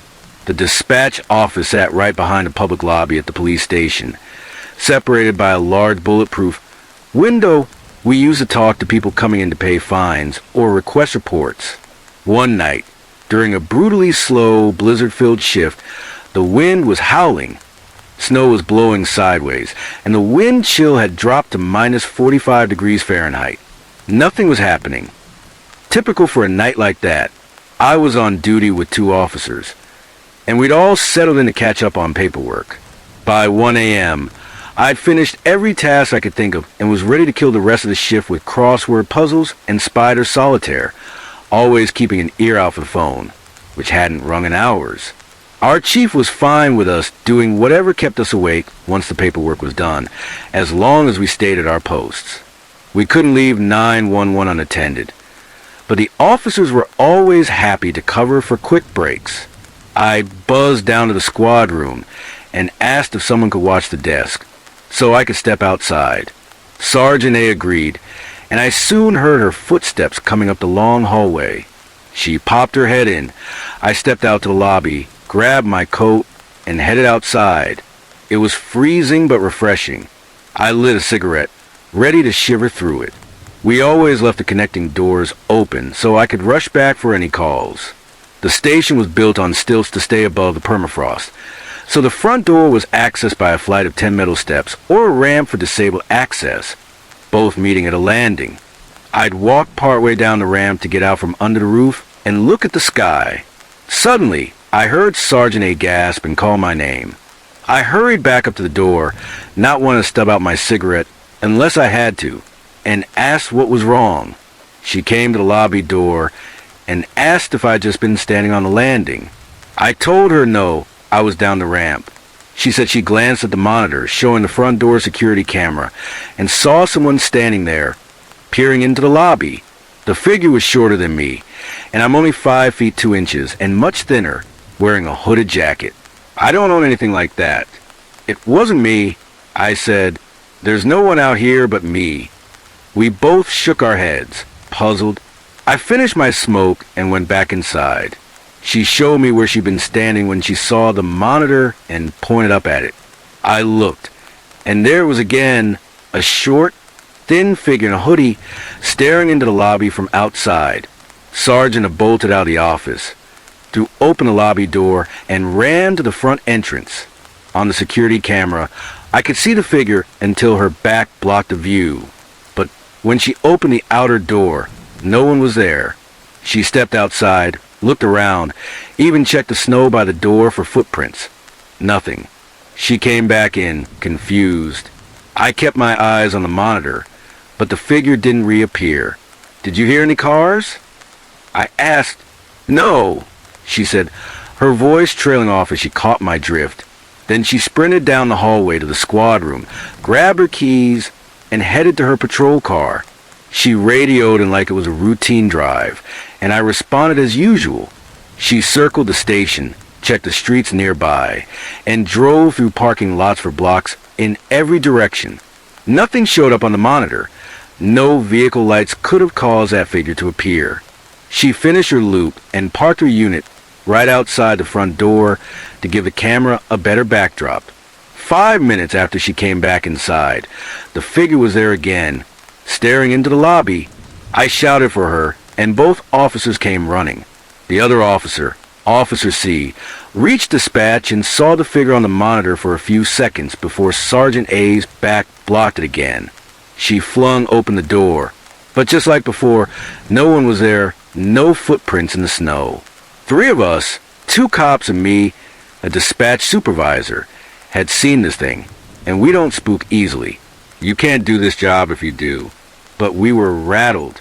Officer C went back to his desk, but Sergeant A and I kept taking turns staring at the monitor, opening doors, flipping lights, and checking computer screens for anything that could explain what we'd seen. Nothing worked. After exhausting every idea, we gave up and went back to our desks. I kept glancing at the monitor, but the hooded figure didn't show up again for about an hour. Then I got a call. Someone complaining they'd paid a bootlegger $70 for whiskey and never got it. It was a common call in our moist town, where adults could ship in limited liquor, but selling it locally was illegal. I explained we couldn't help with illegal deals, and as I was talking, I glanced at the monitor. The figure was back, leaning toward the door, hands cupped around its face like it was trying to see inside. I cut off the caller's angry rant, hung up, and yelled for Sergeant A. I heard footsteps coming up the hallway, but they were slow, lighter than hers, and they stopped. I stepped back to look down the hall. It was empty. There was nowhere to go except out the squad door, and that hadn't opened. Then Sergeant A appeared at the far end, calling out, "You said it's back?" By the time she reached me, the figure was gone. I told her about the footsteps I'd heard, and she held my gaze for a long moment, her expression serious. It unnerved me. "Have you heard them before?" she asked, her tone heavy. I admitted I had, but only on windy nights, always chalking up to the old building creaking or pipes rattling. Then I told her what my trainer had shared when I started. Apparently, the squad room used to be holding cells in the station's older section. Before they built the new jail, prisoners were kept there. Some died. Drunks choking on vomit, unreported injuries turning fatal, or maybe a cop getting too rough with a repeat offender. After the cells were removed, people working alone in the front of the station would hear soft, shuffling footsteps coming up the hallway, stopping at the water cooler. When they looked, no one was there. My trainer said he'd heard them a dozen times, always on midnight shifts, always alone. "You've heard them too?" I asked. She nodded, looking relieved. The other night, When I was covering for you, I heard them. You were outside. C was on patrol, and those footsteps came right up to the cooler. I thought I was losing it. We considered asking Officer C, who'd been there longer, but decided against it. He was a by-the-book type who would probably feel obligated to report it, and we knew he'd stick to saying he didn't get a good look at the figure. Sergeant A stayed in dispatch, working at the spare desk with a clear view of the monitor. I fiddled with crosswords, glancing up every so often. The door looked normal each time. Suddenly, she slammed her papers down and snorted. I can handle drunks with guns, but shadows in the window? I can't deal with this crap. Right as she said it, the footsteps came again. We rushed to the office door, staring down the empty hallway. Nothing.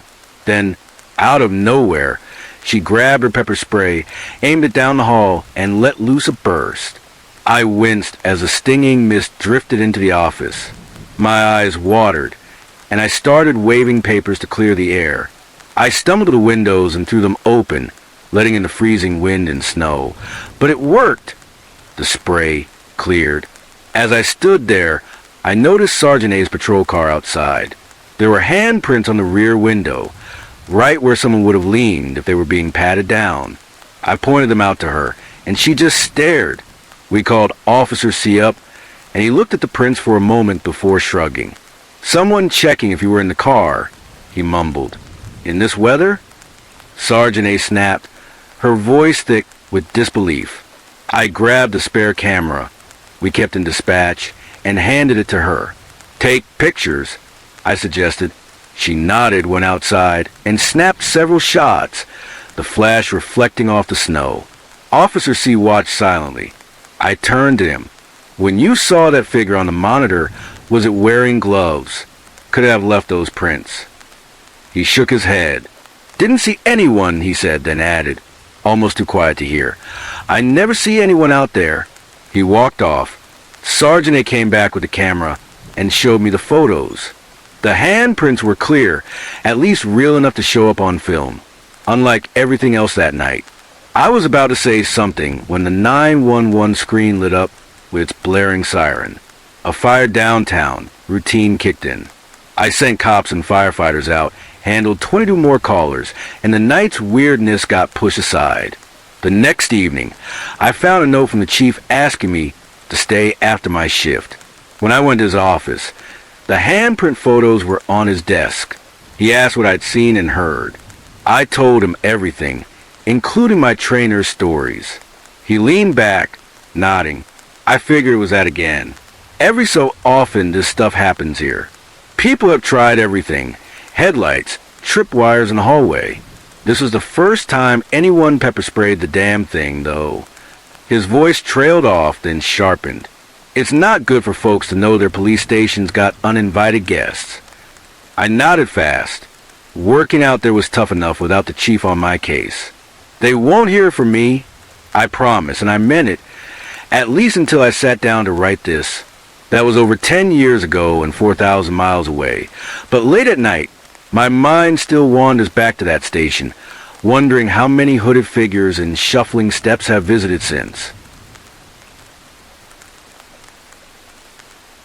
When I was about 8 years old, my family moved to a new house in Illinois. My dad was a chef, so he was hardly ever home, always caught up with work. My parents had split up, but my mom lived in Illinois too, just not with us. Our new place was out in the middle of nowhere, perched on top of a steep hill with only 3 other houses nearby. Every day, I had to trudge up that massive hill to get home, which wasn't exactly fun for a kid my age. One afternoon, as I was making my usual climb, I glanced up and froze. There, in my bedroom window, was what looked like a person staring out, hands cupped around their eyes like they were trying to see better. My heart raced, and I completely panicked. No way was I going inside after that. I stayed outside, terrified, refusing to step foot in the house until my dad got home that night. When he finally showed up, he tried to calm me down, saying it was just my imagination playing tricks on me. I wanted to believe him, but something about it felt too real. The next weekend, My dad had to run into town to grab pizza, leaving me alone for about 20 minutes. Our house was a good 30 minutes from civilization, but Dad always drove like a maniac, so it'd probably be less. I was messing around on his computer, playing some games to pass the time, when I heard this weird rustling noise coming from the attic. Being a dumb 8-year-old, I figured it was just a squirrel or something scurrying around up there. I didn't think much of it and went back to my game. When Dad got back, though, he came bursting through the door, pale as a ghost and making a beeline for the phone. I asked him what was wrong, and he said he'd seen a woman lying on our roof, smiling down at him with this creepy, unhinged look on her face. My stomach dropped. He called 911 right away and told them what happened. The police showed up about 15 minutes later, searched the property, but found nothing. No footprints, no signs of anyone. They brushed it off like it was no big deal and left. The next day was Saturday, and Dad had to go pay some bills, so I was home alone again. I slept in until around noon, which was late for me back then. When I finally opened my eyes, I saw something that made my blood run cold. A woman peeking around my bedroom door, just staring at me. I blinked, trying to figure out if I was still half asleep or if this was real. My brain was foggy, but as the seconds ticked by, I realized she wasn't a dream. I shot up in bed and started screaming at the top of my lungs. The woman bolted, disappearing down the hall. My dad had let me keep a softball bat in my room for protection, just in case.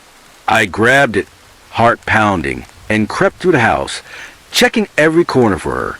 But she was gone, like she'd vanished into thin air.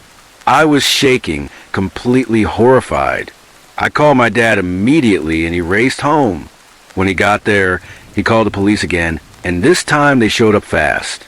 I told them everything, how I'd seen her, how she'd run off. While we were talking, one of the officers froze and held up a hand. We all heard it, rustling, coming from the attic again. The cops asked my dad if they could check it out. He shrugged, kind of sarcastically, and said, "Sure, go ahead, probably just squirrels." They climbed up into the attic, and for a solid 5 minutes, there was nothing but silence. Then out of nowhere, we heard 2 officers yelling, "Get on the damn ground, now!" My dad and I exchanged a wide-eyed look. One of the cops came back down and told us to step outside, so we did, waiting nervously in the yard. About 5 minutes later, they came out with her, a woman in handcuffs, staring right at me with this eerie, unblinking gaze. My jaw dropped when I saw what she was wearing. My dress, my clothes, even my jewelry. It hit me like a ton of bricks. She'd been in my room, going through my stuff, probably while I was asleep. The thought made my skin crawl. I'm 16 now, living in a town far away from that house. But I still think about it sometimes. What could have happened if I hadn't called my dad that day, or if I hadn't woken up when she was standing there, watching me? It's the kind of thing that sticks with you, no matter how much time passes. 2 years ago, I lost my wife and one of my twin sons in a car accident. A drunk driver ran them off the road, and they crashed into a tree while coming back from the store. My surviving son was 6 at the time. We lived in a big house on 4 acres of land, a place my wife and I had chosen, because we dreamed of raising a large family. The house was laid out like this. My bedroom door was right next to my son's, and if you stepped out of his room and turned left, you'd be in mine. Next to my room was a playroom we'd set up for him and his friends. Across from that was the kitchen, and straight down from his room was the living room, with the front door nearby. Beside our house was a cottage I rented out to my younger sister, just down the driveway. Across the street lived an elderly couple, Jake and his wife, whose house faced the cottage's front room. Jake was a retired drug cop for the county and bred German shepherds, some of which worked in K-9 units around the area. They had 2 pups left from a litter, and when my wife and son were still alive, Jake gave each of my boys a female puppy to raise. The boys named them Ash and Tara. Whenever I did small fix-it jobs for Jake and his wife, My sons would tag along, and sometimes we'd all get invited over for dinner as a thank you. When my wife or I couldn't be home, the boys would sleep over at Jake's place, and Jake's dogs treated them like family. My son could even bring Ash and Tara along. 6 months after the accident, my sister married a guy with 3 teenage sons and a daughter. Since the cottage only had 3 bedrooms, 1 bathroom, a kitchen, and a family room, she asked if they could rent our big house instead. Nobody in the family was thrilled about her new husband. He gave off a bad vibe. One of his sons, Kyle, was especially troubling. Every time our families got together, Kyle would harass my boy, and both dogs, Ash and Tara, would go nuts, growling whenever Kyle or anyone from his family got close. I didn't trust my sister's husband either. Something about him felt off. One day, my son was playing outside with his friends when Kyle started threatening to kill Ash and Tara. I overheard it as I came around the corner and stepped in, telling Kyle, "If you ever hurt my son or his dogs, you won't see your next birthday." The kid looked scared out of his mind and ran off to tattle to my sister. She called me, yelling about what I'd said, but I doubled down. "If anything happens to my son or his dogs, you'll be dealing with the sheriff." Kyle was already a known troublemaker in town. Whenever something got stolen or broken, the sheriff's first stop was his door. My best friend growing up happened to be the sheriff, so he knew exactly where Kyle lived. One night, I was over at Jake's, talking with him and his wife. I warned them to keep an eye out, because Kyle and his family seemed unstable. A few months later, someone broke into their house, but Jake's German Shepherd scared the intruder off before it could bite. The guy bolted, slamming the door behind him. What the intruder didn't know was that Jake had a silent alarm system. Naturally, the sheriff showed up and went straight to question Kyle about where he'd been. They didn't catch anyone but Jake, his wife, and I were all pretty sure it was Kyle. After that, Jake told me about a friend of his who trained Kay 9 dogs for police and federal agencies. He said this guy could train Ash and Tara to protect my son, and even certify them as therapy dogs so they could stay with him all the time. I told Jake I was in, no matter the cost. I explained to my son that his dogs were going to doggy school over the summer, and he'd go with them to learn how to work with them. When school let out, I dropped my son, Ash, and Tara off with Jake and his wife on weekends, or I'd take them to training myself when I wasn't working, then pick them up later. One day that summer, Kyle showed up out of nowhere and asked where my son was during the day. I told him to get lost and leave my kid alone. He got mad, saying I'd pay for disrespecting him, and I saw something dark in his eyes. I called my sheriff friend and reported it. He went to talk to Kyle, but told me there wasn't much he could do yet. He suggested I arm myself, and I let him know I already carried a gun and kept one in the house. Later that day, my sister's husband came banging on my door, cussing me out for calling the cops on his son. I told him to stay away from my home and my kid, warning him I'd do whatever it took to protect my son. He backed off when he noticed Jake's son, who was also in law enforcement, watching from Jake's porch. Jake's son later told me his dad kept him updated on all the drama at my place. A few hours after that mess, my sister called and said she was taking her husband and kids on a week-long vacation to let things cool off. Honestly, it was a relief to have some peace for a while. The summer went by with work and dog training, and my son started to seem more confident, especially after spending time with Jake and his wife. When my sister's family got back, though, I ran into Kyle, and he had this sinister look that gave me a bad feeling. I was actually a little scared. It was a Saturday after Halloween when everything came to a head. I'd taken my son and his bag of candy to his room and tucked him into bed. Ash and Tara slept in his room, near the door, while he was farther back, away from the window that faced the main road in Jake's house. After getting him settled, I went to the kitchen for a soda and some chips, then plopped down in the living room to watch TV. The news was on around 10 p.m., and I must have dozed off. I woke up to the sound of glass breaking, and both dogs going absolutely wild, barking like crazy. I heard a man's voice yelling, "Get them off me!" I grabbed a shotgun from the safe in the hallway closet and rushed toward the noise. In the dark, I found Ash in terror in my bedroom, snarling and biting someone. When the figure stood up, I didn't hesitate. I fired twice, and the dogs darted out of the room. My first thought was my son. I ran to his room and found him crying in the closet, with the dogs guarding him, still barking. Then I heard the front door open. I spun around, shotgun raised, but it was Jake, holding his own shotgun. I told him to take my son to his house, and the dogs followed them. I checked the playroom to make sure no one else was in the house. Soon, I heard police sirens getting closer. Later, I learned Jake's wife had called 911 after hearing the gunshots.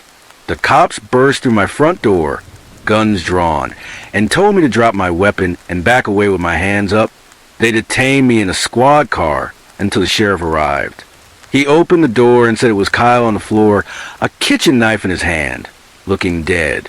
When my sister's husband heard, he lost it, screaming that he'd kill me and do to me what I'd done to his son. The cops arrested him for the threats. I was taken to the sheriff's department for questioning. After reviewing everything, Kyle's history of threats to break in, the knife, they decided not to charge me with murder. It was clear he'd come to harm me and my son.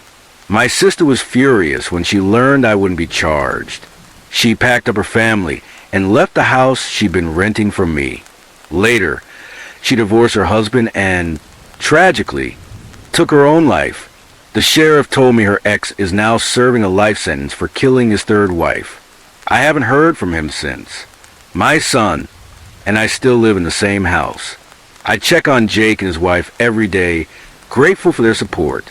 They've been like family to us, and I make sure they know how much that means.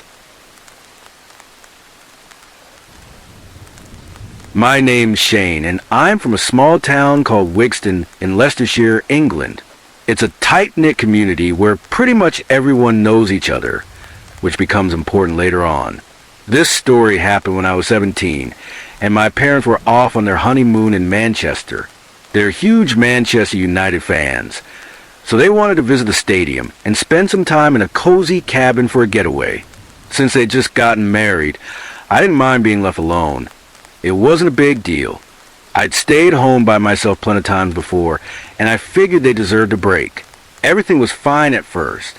I was upstairs in my bedroom, blasting music on my MacBook and strumming along to songs on my guitar. My room's right at the top of the stairs, next to my parents' bedroom, with a bathroom just off to the side. It's a small house, so if you're in the living room, you can easily see out front through our big four-sided bay window. I was lost in my music when I heard a car pull into our driveway. Now, our driveway is pretty tiny, so any noise like that stands out. I figured it might be a delivery. I was expecting a parcel that day, and in our town, some couriers use their own cars, so it didn't seem weird at first. I headed downstairs and peeked out from behind the brown curtains in the living room. Staying out of sight, there was this guy. Looked like he was in his late 30s or early 40s, stepping out of a green Ford Fiesta. I didn't see any package in his hands, which made me pause, but I brushed it off. When the doorbell rang, I opened the door slowly and said, "Yes?" The guy smiled and went, "Hi, I'm a friend of your dad's. He asked me to check on you while he's away at work. Name's Jim." Right away, alarm bells went off in my head. I knew my dad wasn't at work. He was on his honeymoon with my mom. I kept my cool and said, "Oh, I'm fine, thanks. Bye." He didn't like that. "Aren't you going to invite me in?" he asked, his voice turning creepy, almost pushy. I stood my ground and said, "No, I've got a lot to do. I'm busy. Gotta run to the shops." He huffed, clearly annoyed, muttered, "Okay, fine, maybe next time," and stomped back to his car. He peeled out of the driveway like he was pissed off. As soon as he was gone, I grabbed my phone and called my dad. I told him everything, and he was confused. "Jim? Never heard of anyone named Jim in town," he said. He thought maybe the guy got the wrong address, but I wasn't so sure. My stomach churned. I'd almost bought his story until he slipped up about Dad being at work. It gave me chills, but I tried to shake it off, telling myself it was just a mix-up. I went back upstairs, cranked my music, and tried to forget about it. Still, I was rattled for the rest of the day. By the time 11 p.m. rolled around, I'd mostly calmed down and decided to hit the sack. I was fast asleep when a loud crash, like glass shattering, jerked me awake. My heart was pounding. I scrambled to my bedroom window and looked outside, but it was pitch black and I could barely make anything out. Then, in the corner of my eye, I saw car headlights, full beams glaring. As my eyes adjusted, a wave of dread hit me. It was that same green Ford Fiesta parked out front. And worse, I could hear footsteps inside the house coming from downstairs. I grabbed my phone and called the police, whispering as quietly as I could. Then I snatched the multi-tool pocket knife I'd been using to restore my guitar earlier. It wasn't much, but it was better than nothing. I stood by my bedroom door, listening as the footsteps got louder, moving up the stairs. My pulse was racing. When I heard the door creak, like someone was pushing it open, I didn't think, I just acted. As soon as I saw a foot cross the threshold, I threw all my weight against the door, slamming it shut. The guy screamed, a gut-wrenching sound. So I knew I'd hurt him. I yanked the door open again and saw him crumpled on the floor, clutching his foot. Without hesitating, I kicked him hard in the face and bolted past him, running out of the house. I hid in a big bush across the street, my heart hammering as I waited for the police. It felt like forever, but they finally showed up about 10 minutes later. They went inside, and after what seemed like ages, they dragged the guy out in cuffs. Turns out, he'd been hiding in my wardrobe, gripping a bread knife he grabbed from our kitchen. They also found rope and duct tape in his pockets. The cops told me he was a known creep who'd been pulling this stunt on other teens, claiming to be a family friend to get inside, then trying to kidnap them for ransom. He'd been wanted for a while for similar crimes. I don't know what happened to him after that, but the police said I was lucky and handled it the right way. They called my parents, who started driving back as soon as they heard. Ever since that night, I keep that pocket knife by my bed when I sleep, just in case. A few years back, over 4th of July weekend, my parents were heading out of town and asked me to stay at their place to look after their pets. They had a few animals that needed feeding, and I didn't mind helping out. I figured it'd be a chill weekend, so I brought my PlayStation to keep myself entertained. Their house has a detached garage with one car parked inside and my dad's massive collection of tools.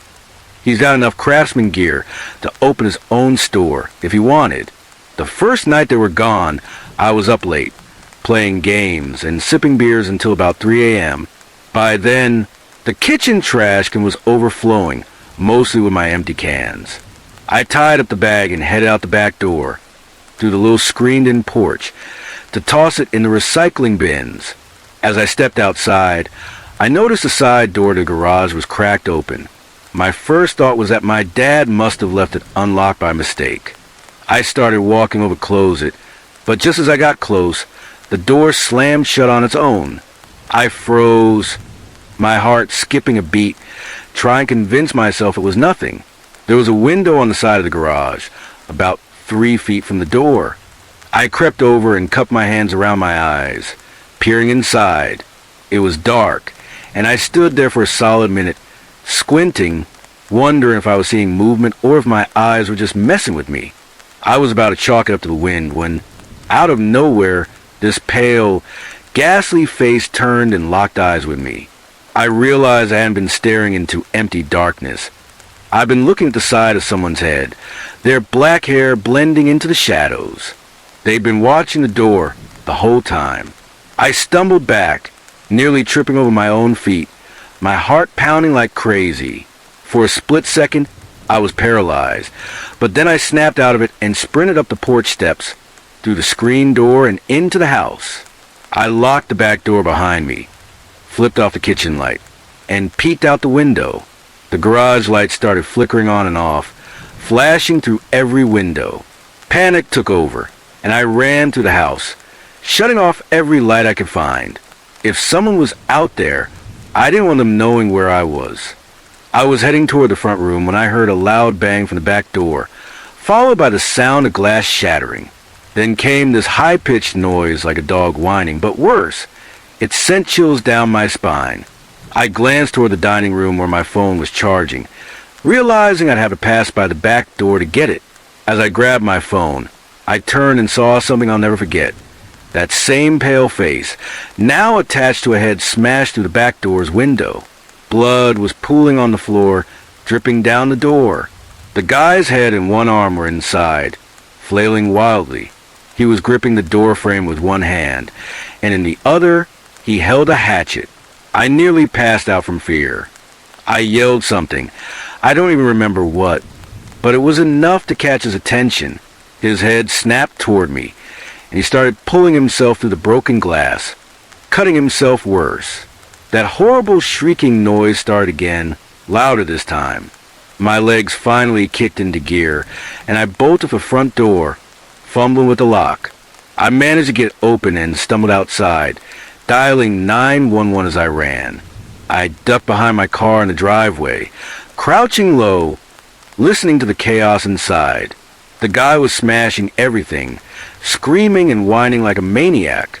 About 5 minutes later, the police pulled up. When they saw me, they rushed over, asking what was going on. I told them about the guy, the hatchet, everything. We all looked toward the house, and there he was, standing at the front door's glass panel. He was wearing a white shirt, some kind of tight shorts, and no shoes, blood pouring from his cuts. He still had that damn hatchet in his hand.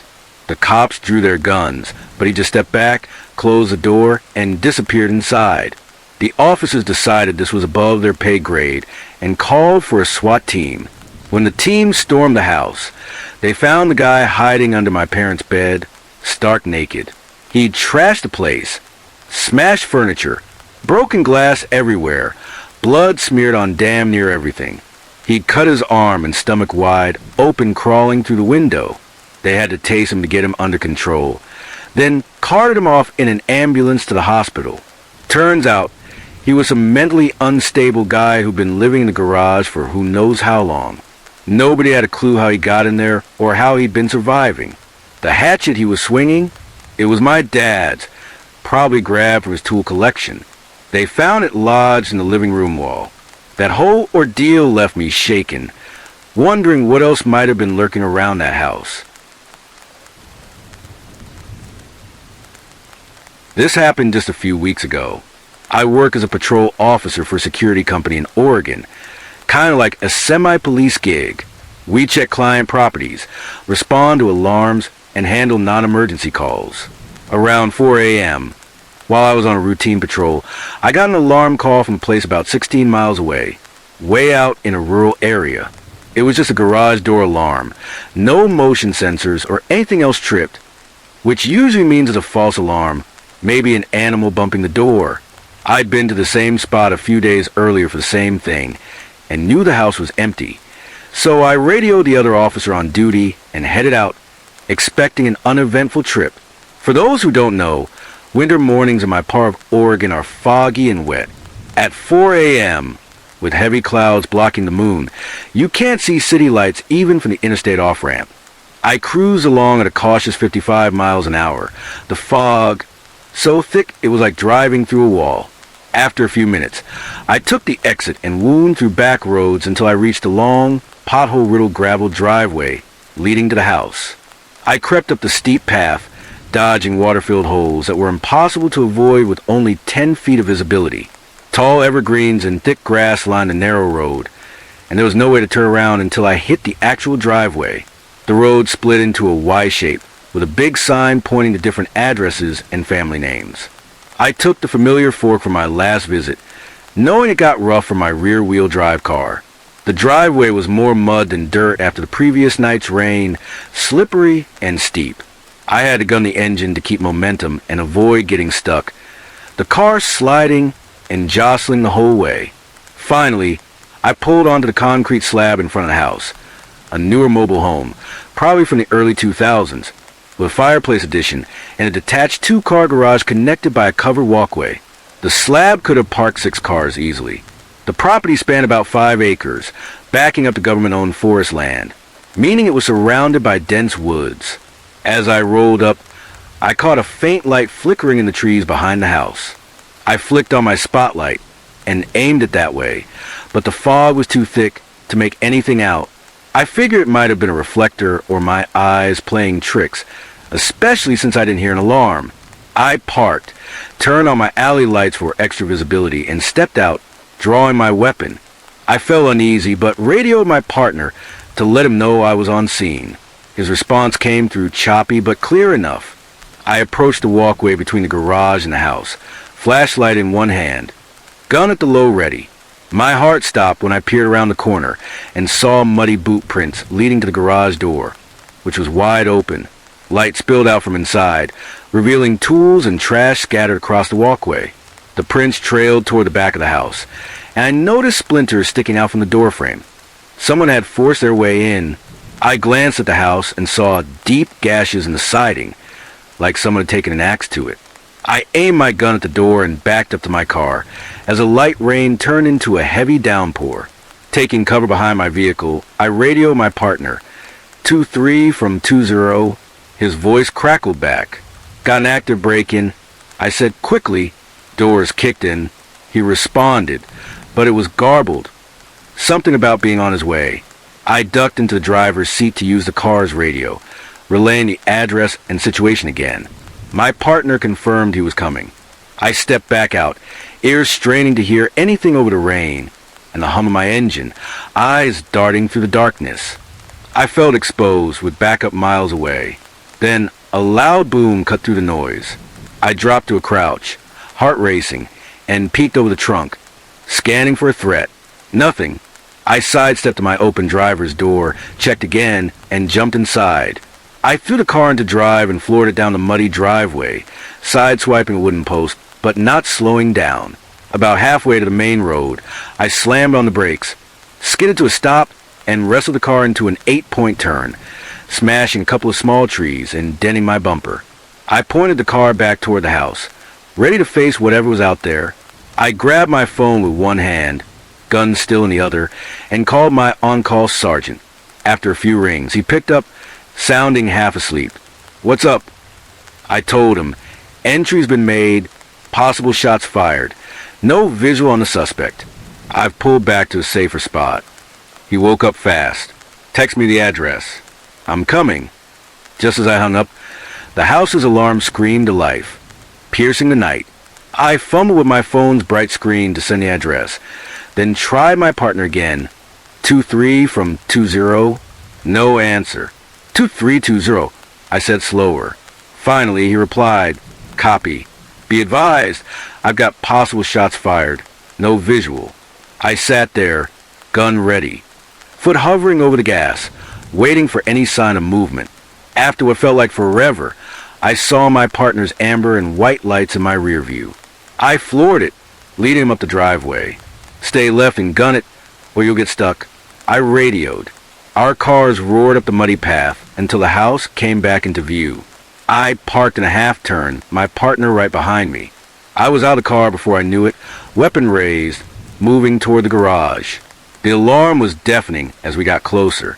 I took the right wall of the garage. My partner took the left by the house. His side stopped short, so he aimed at the door while I peeked around. I gave him a nod, and he checked the corner as I covered him. He fell in behind me, and we burst into the garage, splitting to the walls, but it was empty. We turned to the house, checking doors and windows along the back porch. Everything was locked, and through an uncovered window, the place looked untouched. We circled the house, found no signs of entry, and headed back to our cars just as the sergeant pulled up in his personal vehicle. I shouted over the alarm, explaining we hadn't seen the suspect. He nodded and motioned for us to check the front door. My partner watched the entrance while the sergeant and I cleared the house and shut off the alarm. The sudden silence left my ears ringing. We regrouped in the entryway, and I filled him in. It was just after 5 a.m. now. The fog was thinning, and the rain had stopped. We four. The sergeant took photos of the damage. Splinters on the garage door showed the deadbolt wasn't engaged, and the gashes in the siding looked like axe marks. "Why not just use the door?" he muttered. I pointed out the boot prints leading into the woods, mentioning the faint light I'd seen when I arrived. "Want to check it out?" he asked, nodding toward the trail. "Not really," I said, but we went anyway. We moved carefully, flashlights flickering, staying spread out to avoid being easy targets. The prints faded in the grass and leaves, so we turned back. The sergeant sent my partner back on patrol while we secured the garage, called property owner, and updated the alarm company. By 6:30 a.m., with dawn breaking and the fog nearly gone, we decided to check the backyard again. What we found made my stomach turn. The trail split, and one path led to where I'd seen the light. There, in the mud, were imprints like someone had been lying down, and next to them, a single 30-06 rifle casing. Okay, I know my story might not be as terrifying as ghost tales or creepy skeleton yarns, but what really burns into my memory is how completely unexplainable it was. A few years ago, I worked at a local supermarket, part of a chain I won't name, except to say the uniforms were black, which matters later. I was about 16 or 17, small, pretty inexperienced, just trying to scrape together some extra cash while in college, so I could afford train tickets to visit my girlfriend. Call me a modern-day romantic, I guess.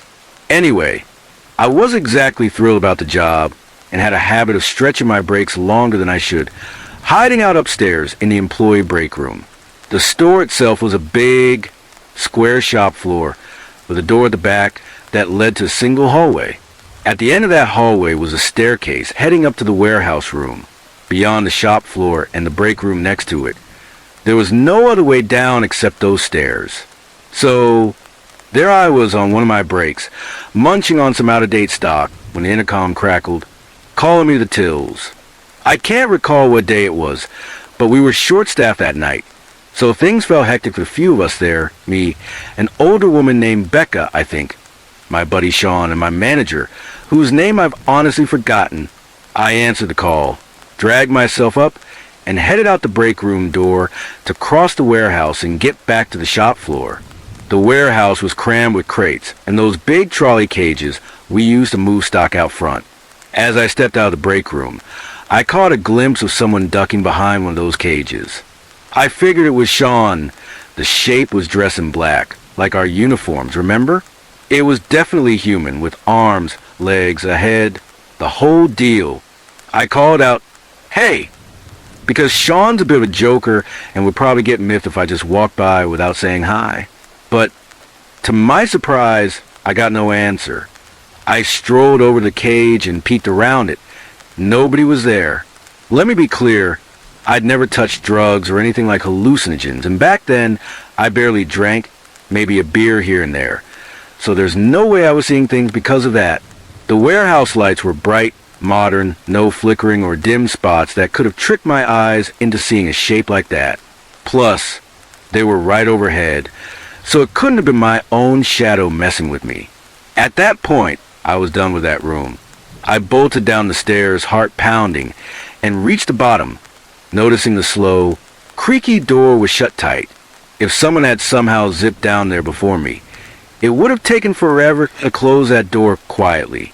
I spilled out onto the shop floor and went looking for my manager.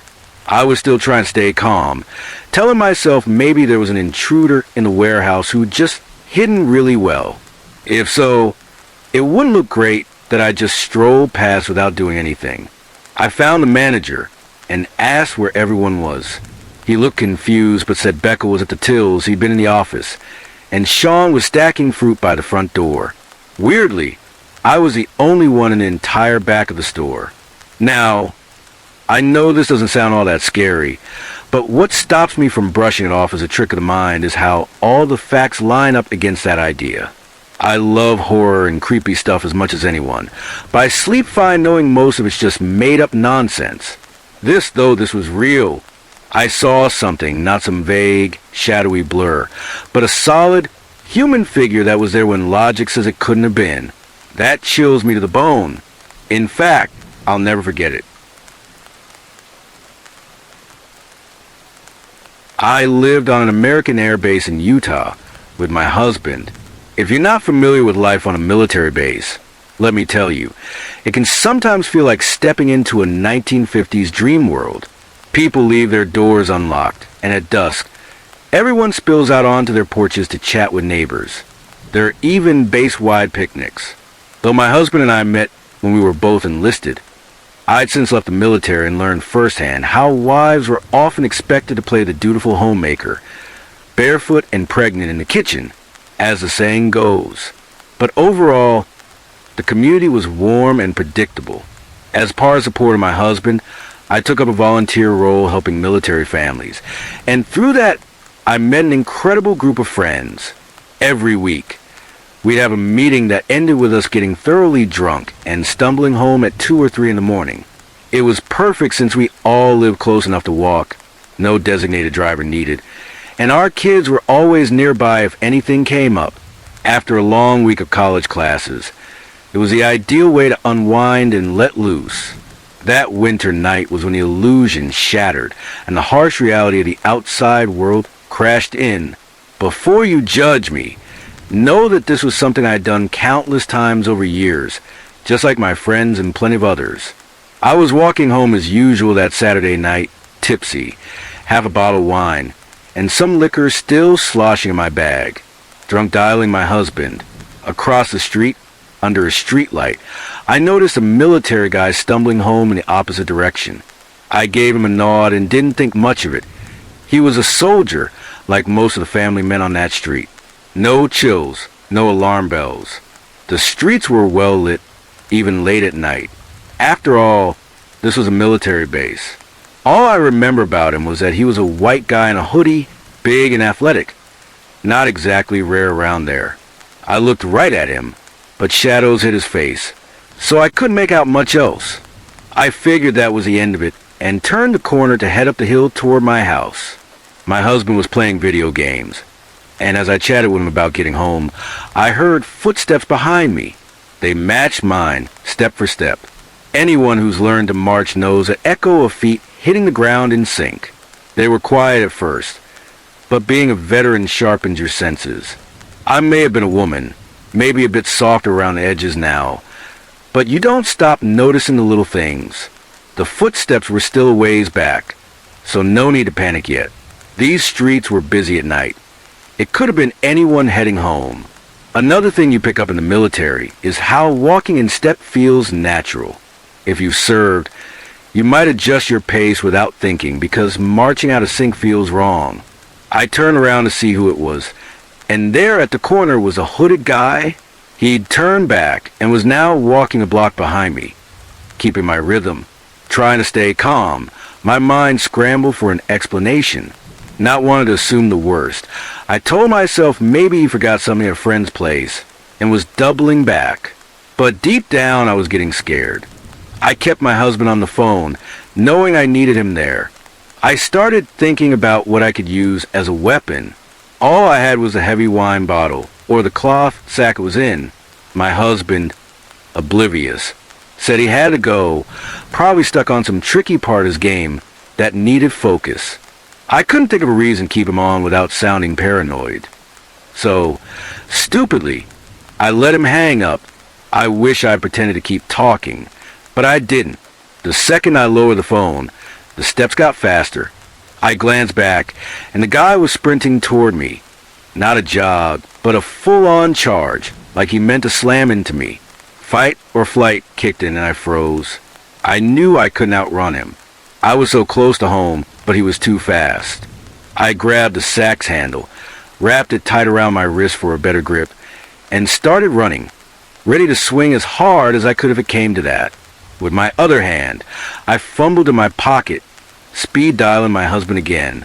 He picked up, and I yelled for him to come outside the corner of the street. He said he grabbed his shoes, but I snapped at him not to bother. He asked if something was wrong, and in a panic, I said no, just that I needed him right now. I still don't know why I downplayed it. Thankfully, he heard the fear in my voice and came running. The footsteps were so close now, I swore the guy was right behind me. This whole ordeal probably lasted just a few minutes, but it felt like my house was a million miles away. Finally, I saw my husband burst around the corner, shoelaces untied and flapping. I waved frantically and ran to him as fast as I could. When I turned back, the man was gone, probably slipped into the shadows between houses or something. Neither of us got a good look at him, so we never figured out who he was. I don't know what he planned to do, but soon after, a big news story broke about the military failing to prosecute a rapist on active duty. Not long after that, I watched a documentary on the issue, and I still shudder thinking what might have happened if I'd lived just a bit farther away or tried to fight him off. After that night, we always had a designated driver pick us up, and someone made sure we got inside safely. Nobody left their doors unlocked anymore either. I'm not sure how to put this into words. It's been 2 years since it happened, and I'm still seeing psychiatrists twice a week, taking different antidepressants to keep my school and social life from grinding to a halt. Unlike most deep web stories I've read, this isn't about being openly stalked or tormented by some deranged predator I stumbled across. Instead, it's about how I was deliberately spared by one, but also given a chilling warning as punishment. I won't share my real name, but for this, you can call me Violet. At the time, I was 18, gearing up to start college in a new state, far from home. I was always a shy, quiet girl, sticking to books and video games to keep myself occupied. My strict Catholic parents didn't help much, so I grew up pretty sheltered, with just a few friends and my pet cat for company. It was the last week of summer before I had to move for school, and my best friend Mira invited me over for a night of movies, games, and messing around online. I brought my laptop since hers was in the shop. We were giggling over funny videos when Mira decided it'd be a thrilling adventure to dive into the deep web, or the darknet, as some call it. I'm paranoid by nature, and no stranger to horror stories about how the second you log on, creepy regulars start hunting you down and ruin your life, even with protective software. But Mira reassured me, saying her boyfriend went on there all the time and that you could find cool stuff like old historical documents or classified UFO files. Things she knew I'd geek out over. Before I could protest, she grabbed my laptop and started downloading the software, looking for something called a hidden wiki. I objected, but I'll admit the idea of uncovering secret government info was kind of exciting. It almost made me forget about the child porn and snuff films that supposedly littered the place. Almost. Luckily, we didn't stumble across anything too horrific. We did accidentally click on a disturbing cult website, but backed out before seeing anything too bad. Before I knew it, my mom called, and I had to head home. I said goodbye, promising to text Mira when I got back to let her know I was safe. Once I was settled in my cozy room, my cat curled up against my leg as she slept, I realized I'd left the hidden wiki open. Curiosity got the better of me. Since we hadn't found any classified documents earlier, I figured I'd take another shot at it. I was more relaxed now, browsing without worrying too much about running into something gross or disturbing. A few seconds after clicking my fourth link, a chat box popped up. A message appeared. Good evening. I swear my heart stopped. All I could think about were the Reddit and creepypasta stories. Rape, my family slaughtered, me left to die in some cold, dark warehouse. Oh, shit, I thought. Another message came through. It's all right. I can wait for a reply, or not, if you prefer. I imagine this is a bit terrifying for you. Take your time. For a potential murderer. They were oddly polite. Stunned, I typed back without knowing why. Who are you? Brilliant response, I know. The person replied instantly. Their username a jumble of numbers. Completely anonymous. They wrote, just a lurker who spotted a newcomer. You're lucky I'm not one of those sick bastards on the kiddie porn sites. I froze. Then another message arrived. I imagine that's not funny to someone as kind and innocent as you. That's okay. It's better to have more people like you in this twisted world. Much better. At this point, I was either hallucinating or tumbling into some demented creepypasta fanfic. I preferred hallucinating. Shaking, I typed, "You don't know anything about me, and the fact that you're so polite I don't get it." They responded right away. "Would you rather I dig up your IP address and send you creepy threats while stealing your info?" I could do that too. It'd take a bit, but it's doable. I quickly typed, "No, no thanks. I'm not insulting you. I'm just surprised." They replied, "I get it. Not everyone here's a perverted animal. Some of us have our quirks, but we got manners too." I was about to type again when they continued, "No, Violet, my blood ran cold. This is no place for you. I don't mean to sound like a nagging parent, but you're a vulnerable young girl. You might as well be a juicy steak dangling on a string. You're lucky I found you before others did." With trembling hands, I typed, "Others? What would they do?" They answered, "We both know what they do, Violet." They were right. Those thoughts had raced through my mind minutes earlier. Then they wrote, "You have a cat." I blinked. I could see how they might have guessed my name, maybe traced my router or IP or something. But I barely use social media, just a private Facebook, and I'd never mentioned my cat online. It hit me then. My tabby had just climbed onto my lap, and if I were on a Skype call, my webcam would have shown her clear as day. My stomach dropped. "Well, you can certainly see her cuteness," I typed, trying to play it cool while screaming inside. They replied, "She's adorable. I've got a long-haired one myself. Sorry, but this is my way of showing how easy hacking can be. I'm not the best, but if someone like me can see your life this clearly, imagine what others could do. You seem like a smart, bright girl with a future ahead. Don't screw this up. Close everything. Wipe your laptop clean and never come back here. It's better for you. Why are you doing this? Why help me?" I typed, my hands shaking as I stroked my cat to calm my racing heart. I could feel their eyes watching through the screen, laced with pity. They replied, "Call it pity or maybe white knight syndrome. I can't help but soften for a genuinely kind, pretty face sometimes. Plus a cat lover? Those are rare. So, thank you for the info." I started to type, unsure what to say, but they cut in, "Don't take this wrong, but I'm going to punish you for wandering somewhere you shouldn't. Relax. Nothing physical to you, your family, or your cute cat.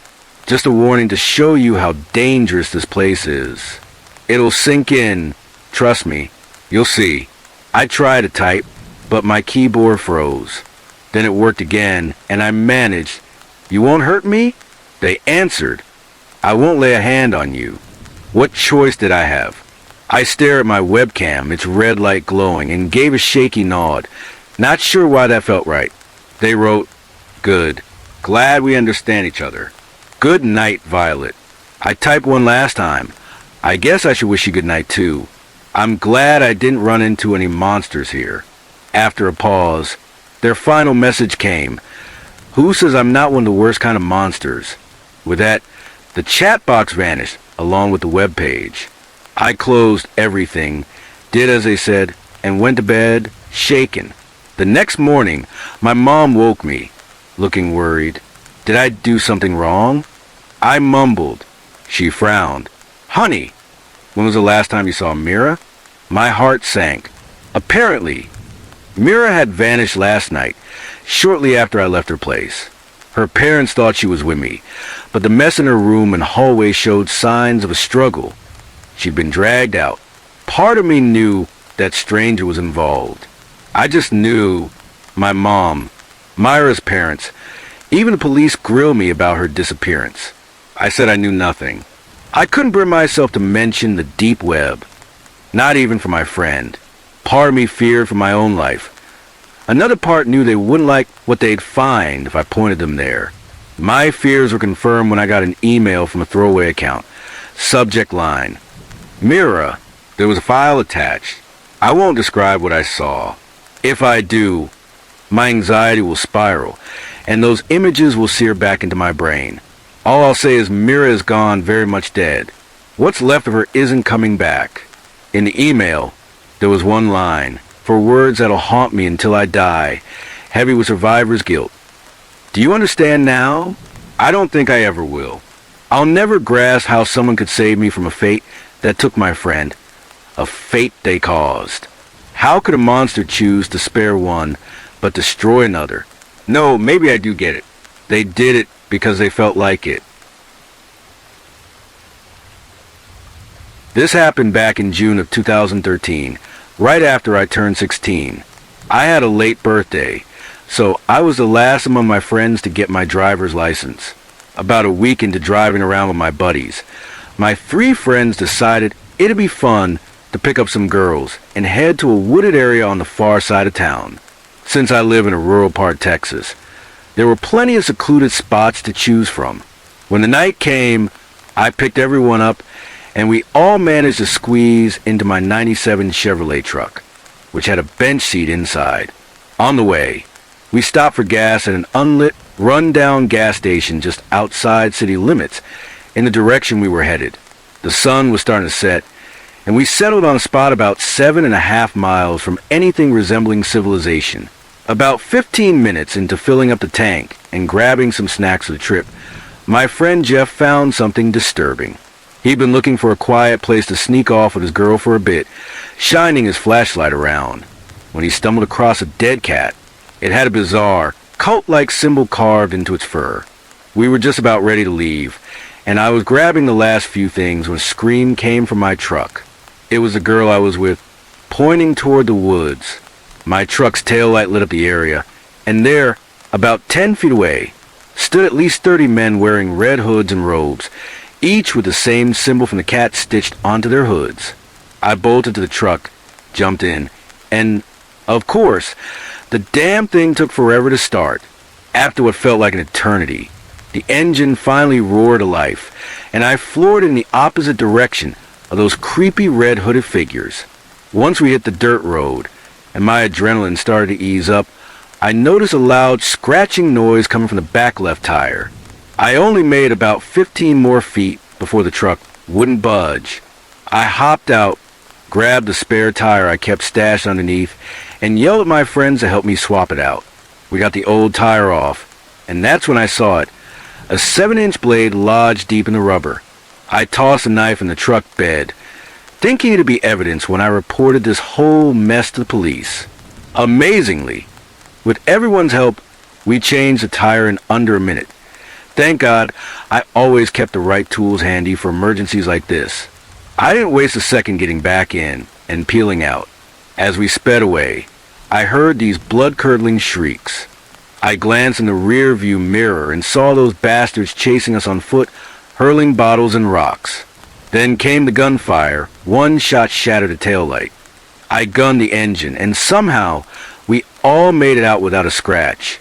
We were lost for a bit, but I didn't care. I was just relieved to be alive.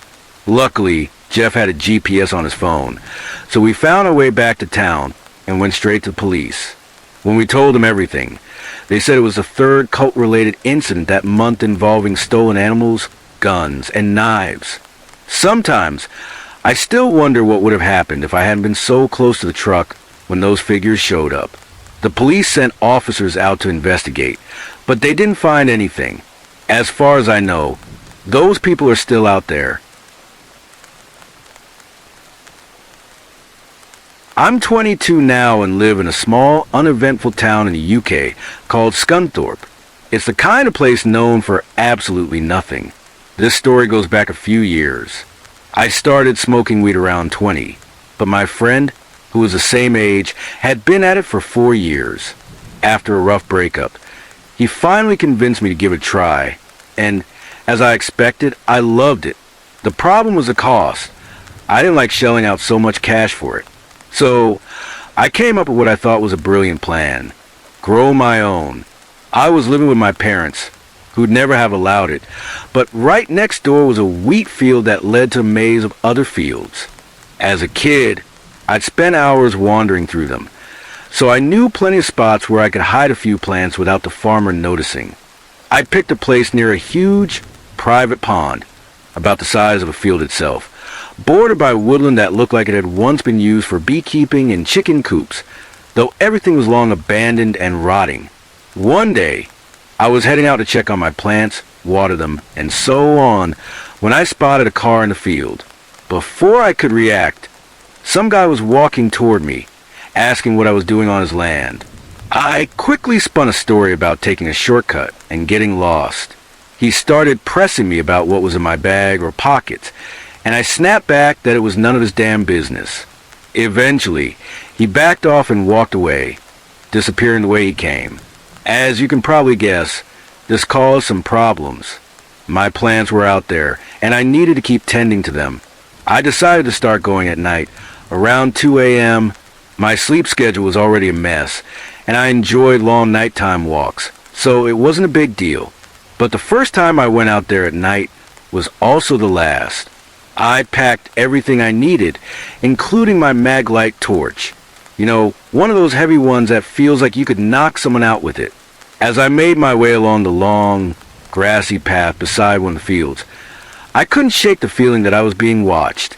Because of that, I turned off my torch. I didn't want to advertise my location. When I reached the pond area, it was silent except for the rustling of trees.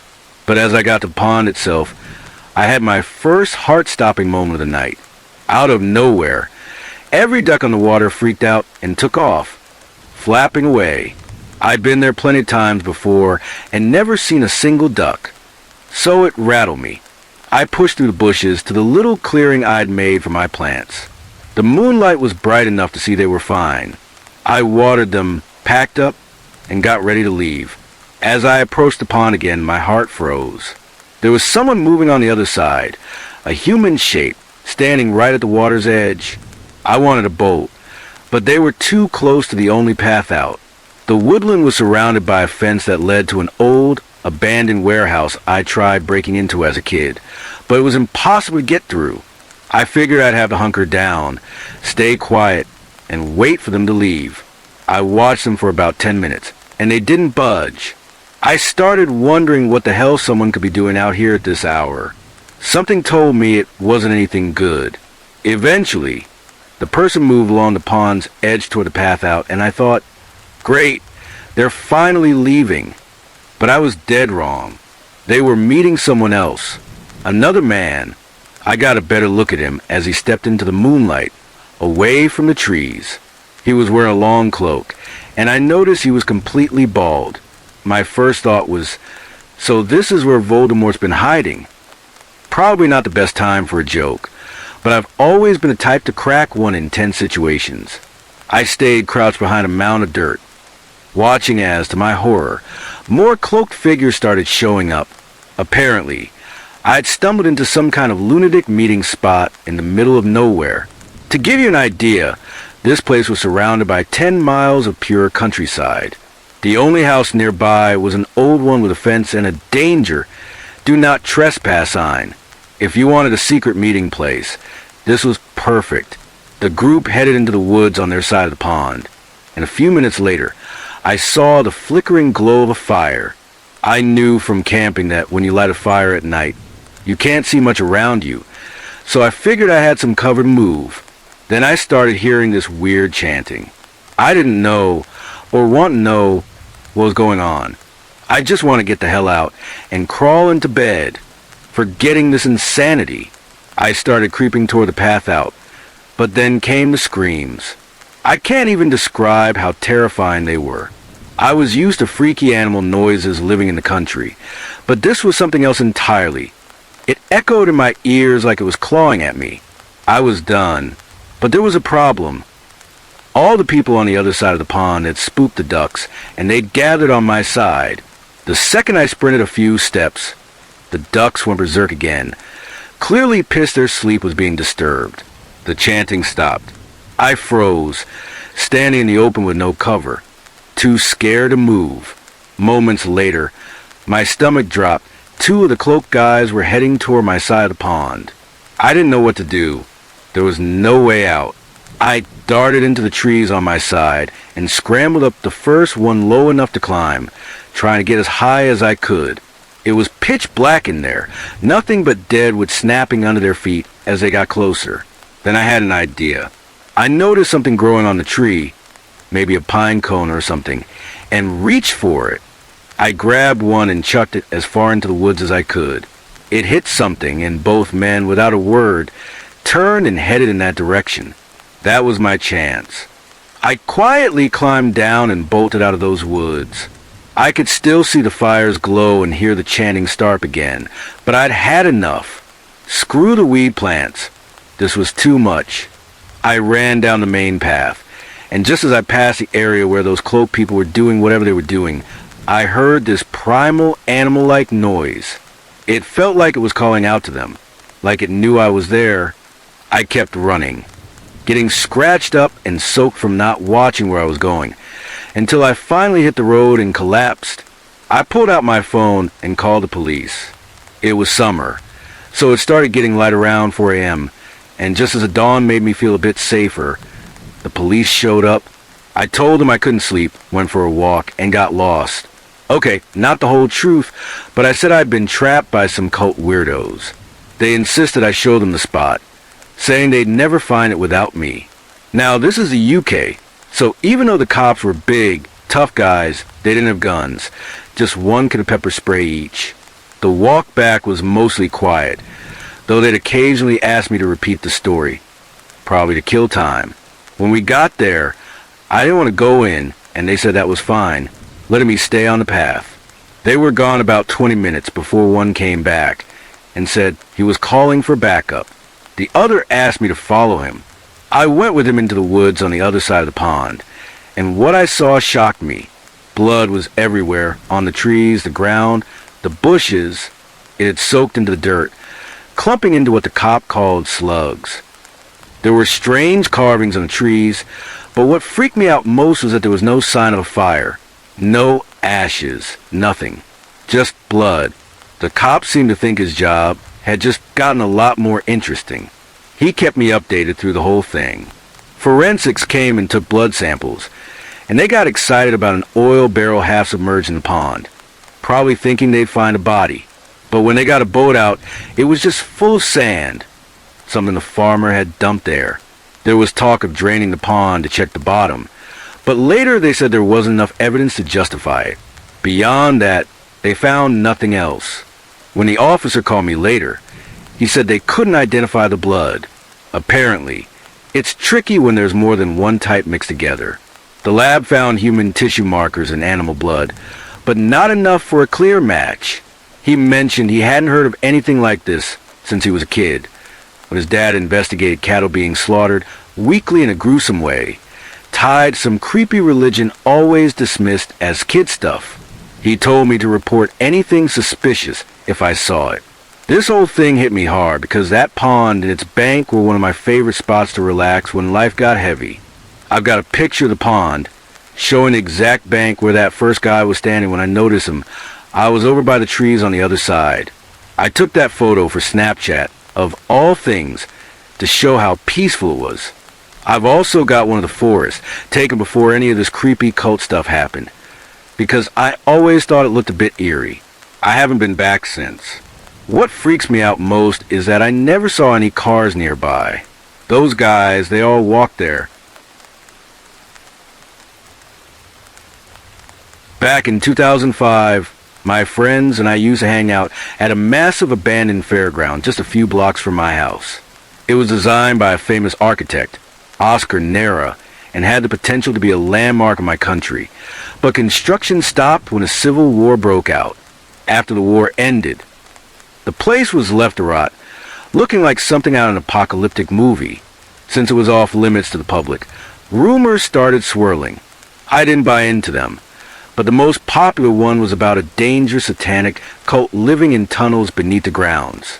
Being curious teenagers, we wanted to check it out for ourselves. We eventually found a crack in the concrete fence that we could slip through, and just like that, we had access. The place was incredible. So many buildings spread across about 100 square kilometers, completely deserted. It felt like our own private playground since no one else was around. We started going there almost every day, exploring more of the structures and discovering a network of underground tunnels. One day, we decided to check out the inside of a concrete dome that looked like an indoor Roman stadium, with a main stage underground. We went down a narrow stairway into this underground complex and started poking around.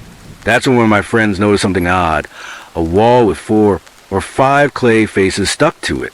They were featureless, just blank, and staring at them gave us the creeps for reasons we couldn't explain. We started pulling them off and smashing them on the ground. When I pried off the last one and flipped it over, my heart sank. Carved into the back was an inverted pentagram, along with the word evil written 4 or 5 times in my language. We laughed it off nervously, figuring someone had put them there to scare people. I snapped a picture of the wall after we'd taken the faces down. We kept going back to that underground complex, and sometimes we'd find mattresses on the floor, only for them to be gone the next time. We always wondered why anyone would sleep down there, and why the mattresses kept appearing and disappearing. It was obvious someone was using the place. Another time, we ventured farther into Fairground, heading toward a building isolated from the rest.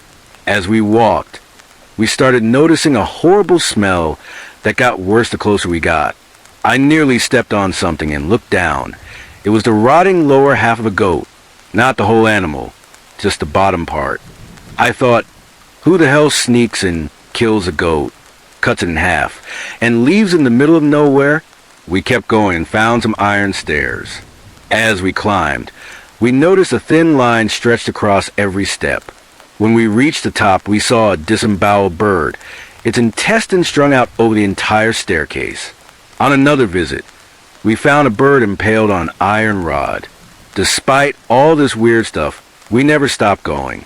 It felt like we were explorers or adventurers, but the more we went, the creepier things got. One day, we had a bigger group, 7 of us, and we were just chilling on one of the structures, smoking and drinking. The sun was setting, and a couple friends started getting nervous. We usually stayed until dark, so we teased them, calling them cowards for being scared. Then one guy in our group pointed into the distance and yelled, "What the hell is that?" I looked where he was pointing, and about 200 meters away, I saw something bizarre. It was a man in a robe, spinning around and around like some kind of ghost costume you'd see at Halloween. His arms were outstretched, and the robe flared out as he turned. He kept spinning until he reached a thick tree and vanished behind it. We stared at the tree, waiting for him to come out, but nothing happened. 30 minutes passed, and there was no sign of him. Spooked, we decided to get out of there. About a year later, I went back with 2 friends, one of whom had never seen the place. I was excited to show him all the tunnels and structures, especially since he was the type who got scared of the dark. I thought it would be fun to mess with him a little. We spent the day wandering around, and I saved the creepiest part for last, an eerie underground tunnel. To get there, you had to go down a concrete spiral stairway to a gate at the entrance. Sometimes the gate was locked, sometimes it was open, and by this point, it had been completely removed. We never thought much of it, but it was odd. The tunnel itself wasn't long, and at the end were 2 bathroom doors. Those bathrooms were straight out of a horror movie. Cobwebs everywhere, rusty sinks, broken stalls. The mirrors were the worst, covered in stains, and so dusty you couldn't see your reflection. I tried to get my nervous friend to check out the bathrooms, but he flat out refused. I kept pushing, but he was begging us not to leave him alone, saying even the tunnel entrance freaked him out. I eventually gave up, and we decided to head back. I was closest to the tunnel entrance, with the others still on the stairs. The moment we started climbing back up, we heard a bone-chilling growl from inside the tunnel. I swear it sounded almost human. We bolted up the stairs and ran like hell out of that place, not daring to look back. The sound definitely came from the tunnel, and the only way in was through those stairs. My guess is one of those weirdos was in there, waiting for us. I'm glad my friend refused to go into those bathrooms. I don't want to think about what might have happened if we'd gone inside. About 2 years ago, during the summer, my family and I went to a popular campsite in North Norfolk. I'd been there 2 or 3 times before, and we always had a great time. We planned to stay for 6 nights, but something happened on the 3rd night that I'll never forget. It was around 3 a.m., and I woke up out of nowhere. I was just about to drift back to sleep when, in the distance, I heard someone screaming. Our tent was pitched in a section of the campsite, surrounded by fields and forests.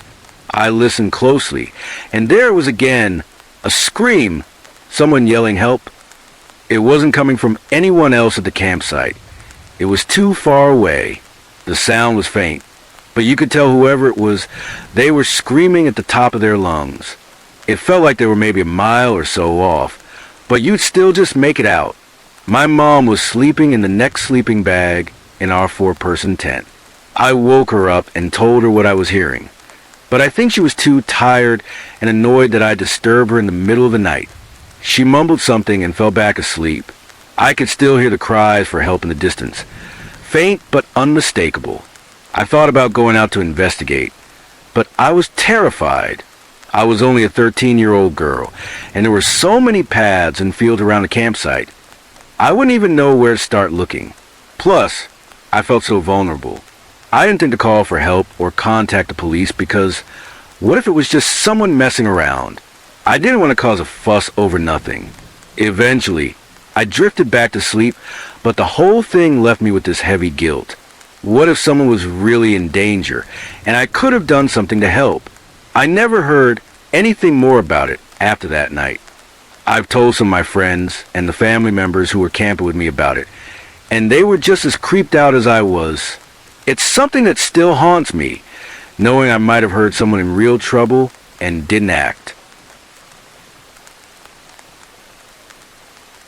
When I was about 14 during high school, my friends and I used to go camping in the woods and fields about a mile from the nearest road, close to where one of my friends lived. Most weekends, a few of us would get together, smoke, drink, listen to music, and just hang out.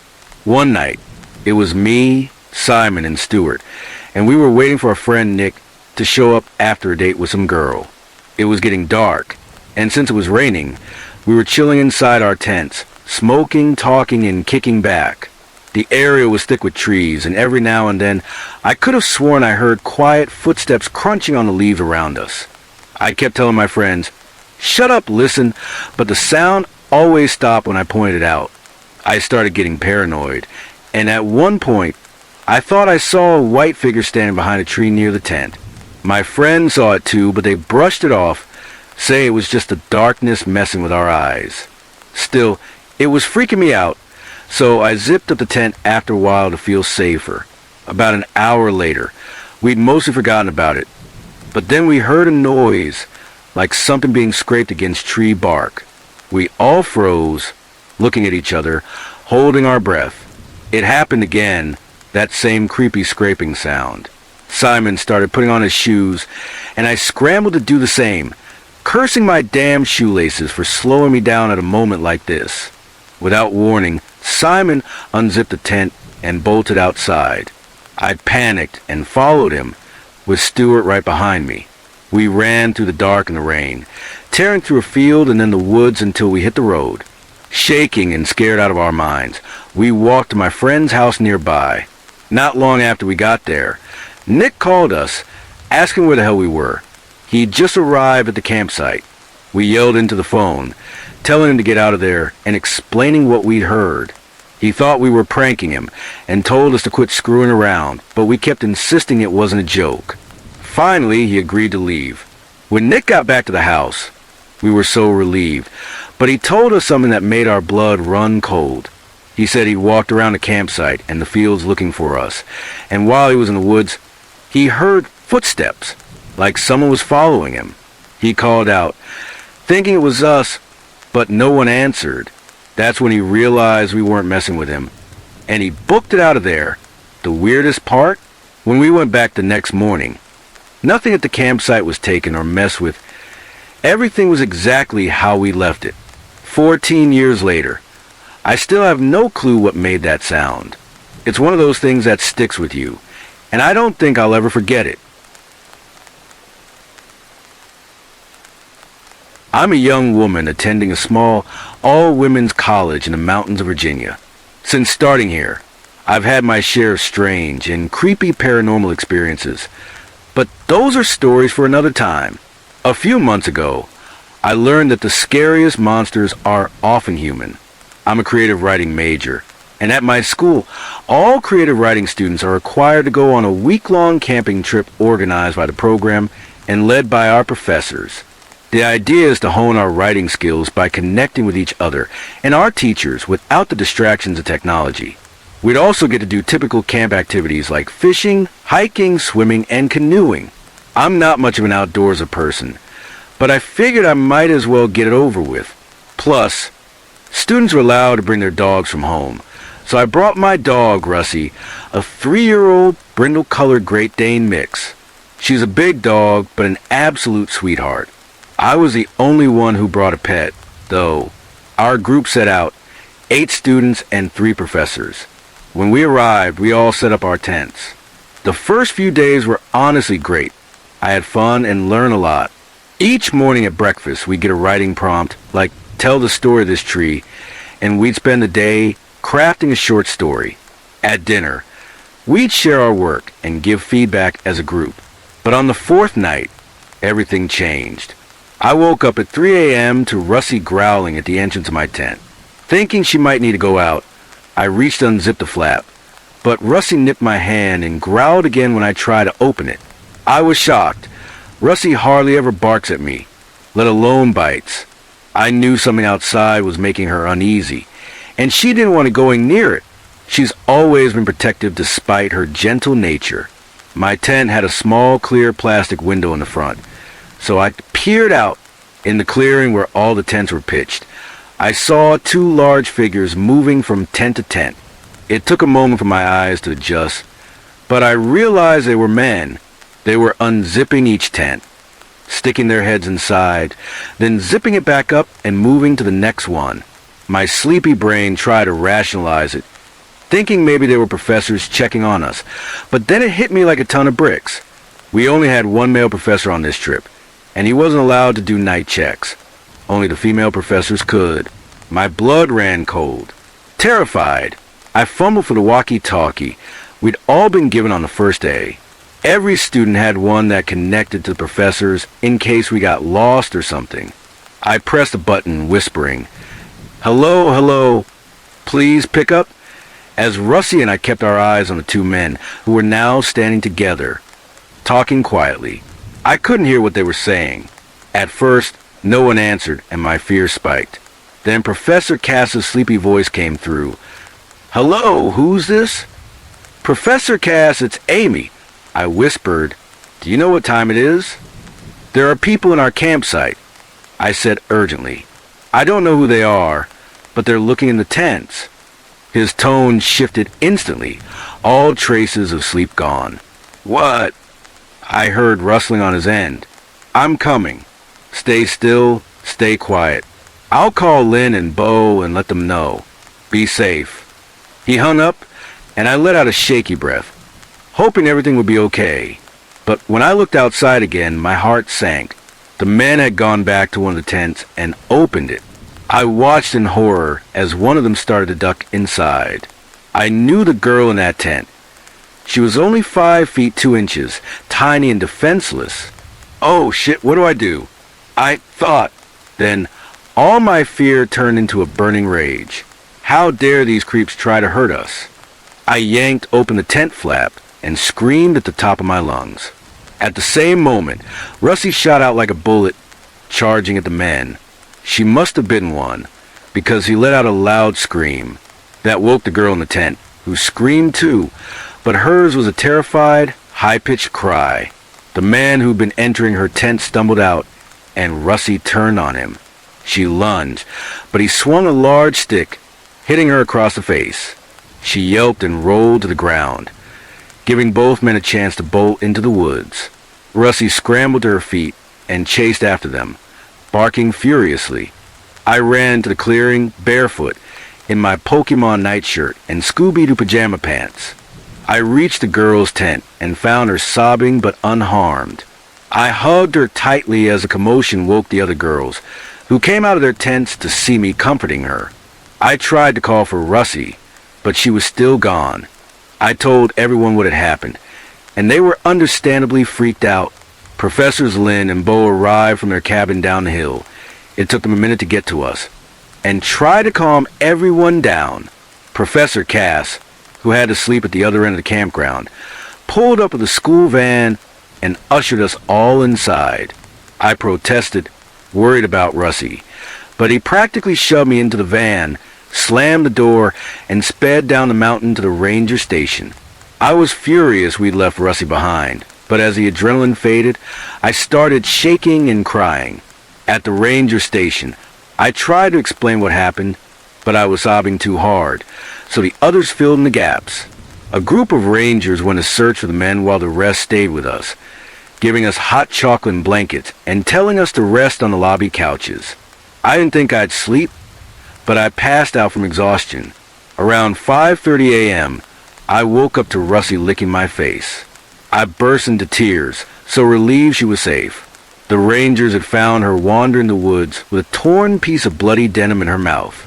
She had a few cuts and desperately needed a bath, but she was okay. The rangers had also gathered our stuff from the campsite, and we left to head back to the college at 6 a.m. looking back. It's wild to think it all happened in just 5 minutes.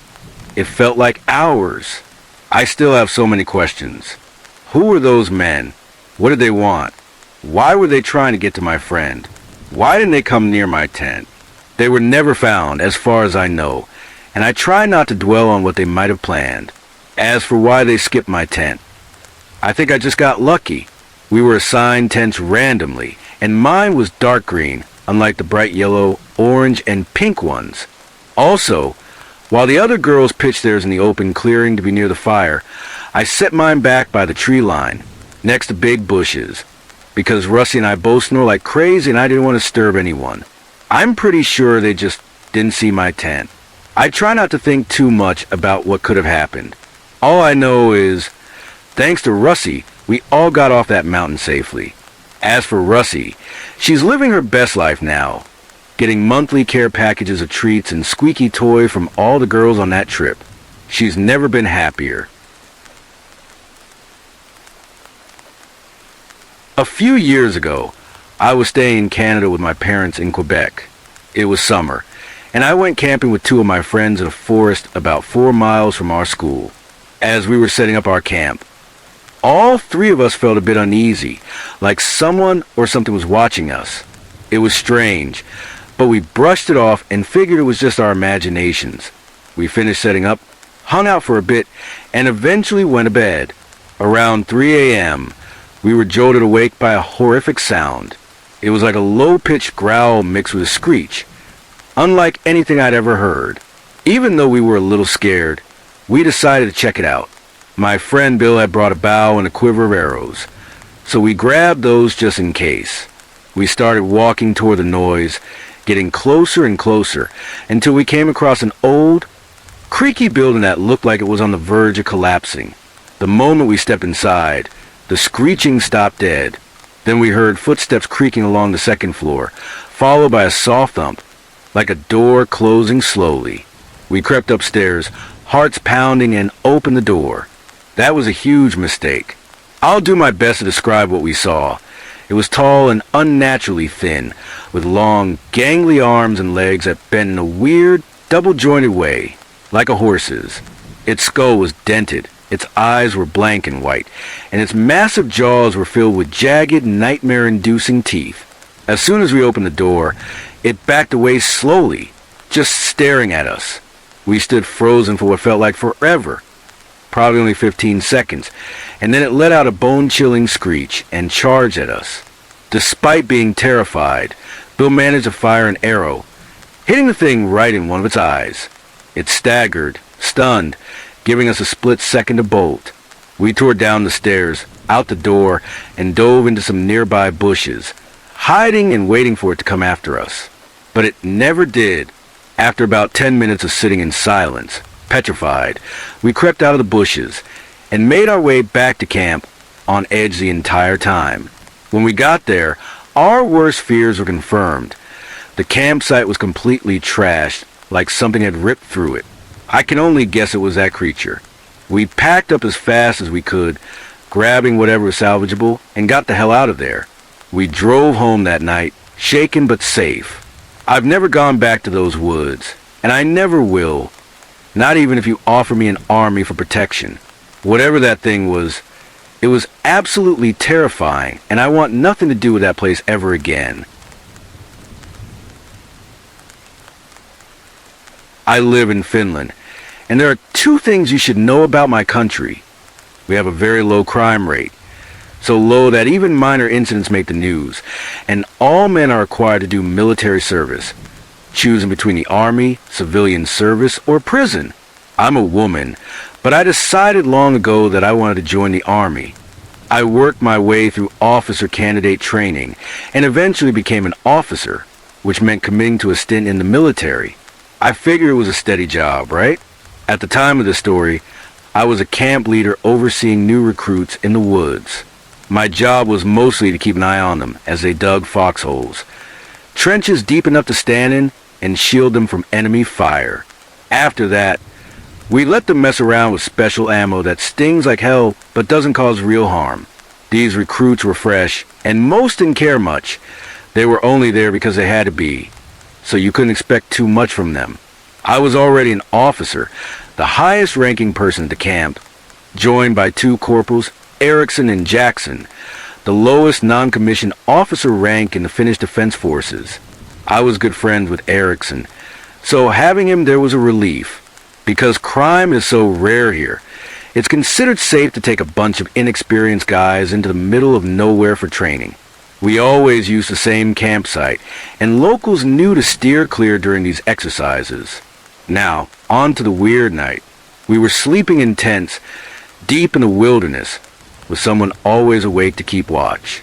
Around 3 a.m., one of the new recruits shook me awake, looking rattled. He said he'd seen movement in the woods. I figured it was probably just an animal or maybe some lost hikers, but I asked if he was sure, since I really didn't want to get up for nothing. He insisted he was certain, so I woke Erickson and filled him in. He got up right away, and we grabbed our guns, stepping out of the tent to check things out. The moment we left the tent, I got this uneasy feeling, like someone was watching me. It was unnaturally quiet, no usual night sounds, just stillness. We told ourselves we were looking for a bear or a deer, something we could scare off, but deep down, I wasn't convinced. We patrolled around the trees for about 10 minutes and found nothing, so we headed back to camp.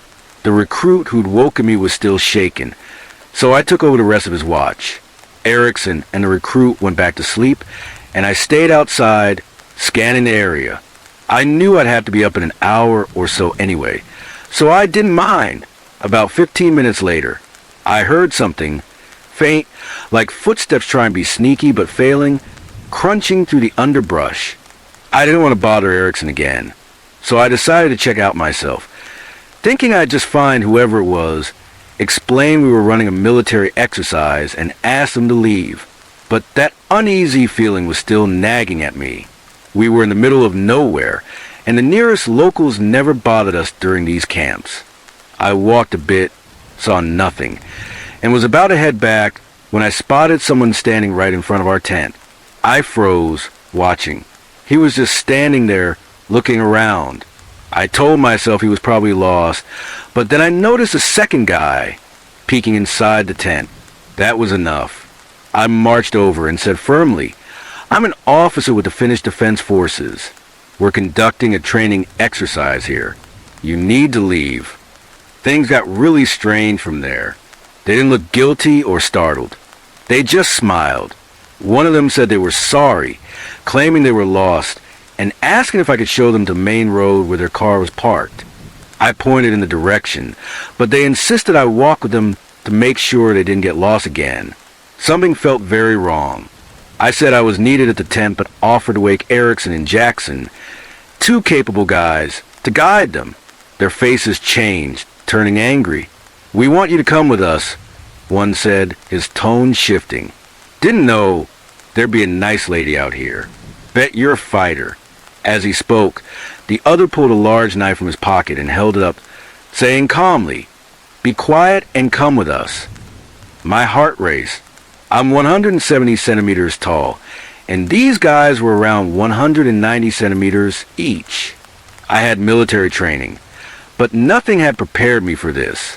My gun was on me, but they were so close, I wasn't sure I could draw it in time. I had maybe 2 seconds to think when I heard the tent zipper. Both men froze. It was Erickson asking, "What the hell's going on?" I seized a moment, drew my gun, and pointed it at them, telling Erickson to call the military police. The men bolted. I fired a shot, hitting one in the foot, but it barely slowed him down. They vanished into the woods. We called the garrison for pickup, woke the recruits, and told them to pack up. We never heard anything more about those 2 men, and we weren't allowed to tell the recruits what really happened. That night still gives me chills, and I'll never forget how close it felt to going very, very wrong.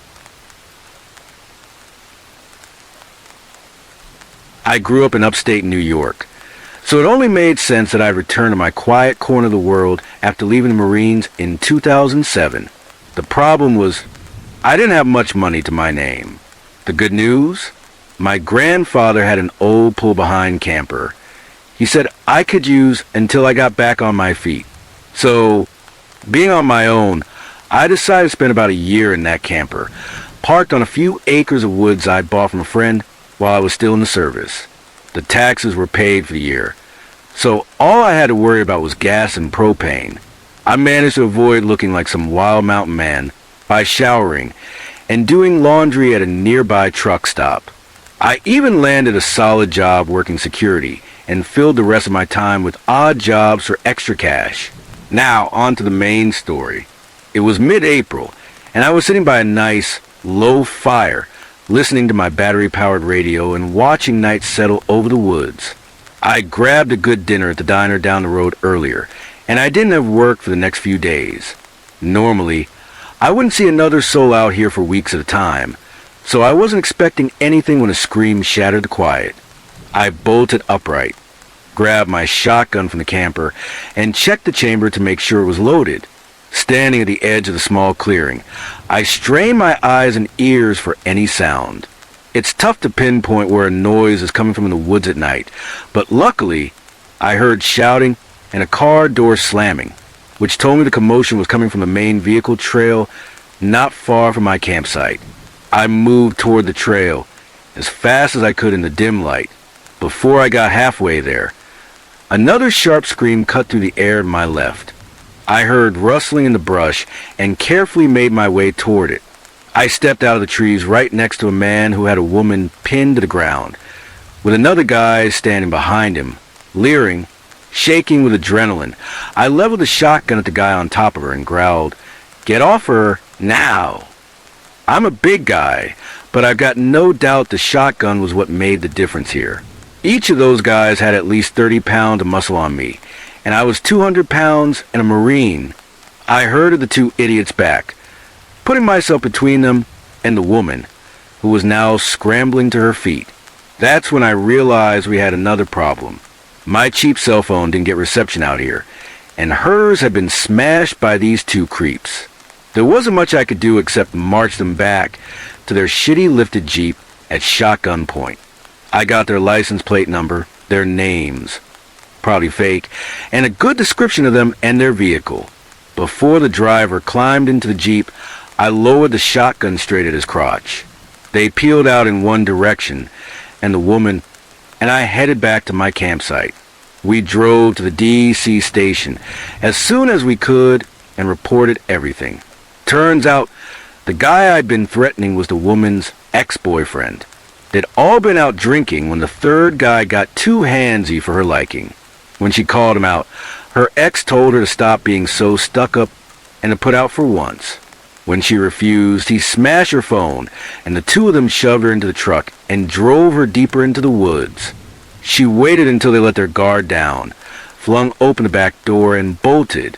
Lucky for her, the Jeep was a piece of shit, and the back door didn't lock. It was also pure luck that I was outside when she escaped. Fast forward 7 months, and that woman I helped, she became my wife. We used the money I'd saved up while living in the woods to buy our first house. We've been married for 8 years now. with a 6-year-old boy and a 4-year-old girl.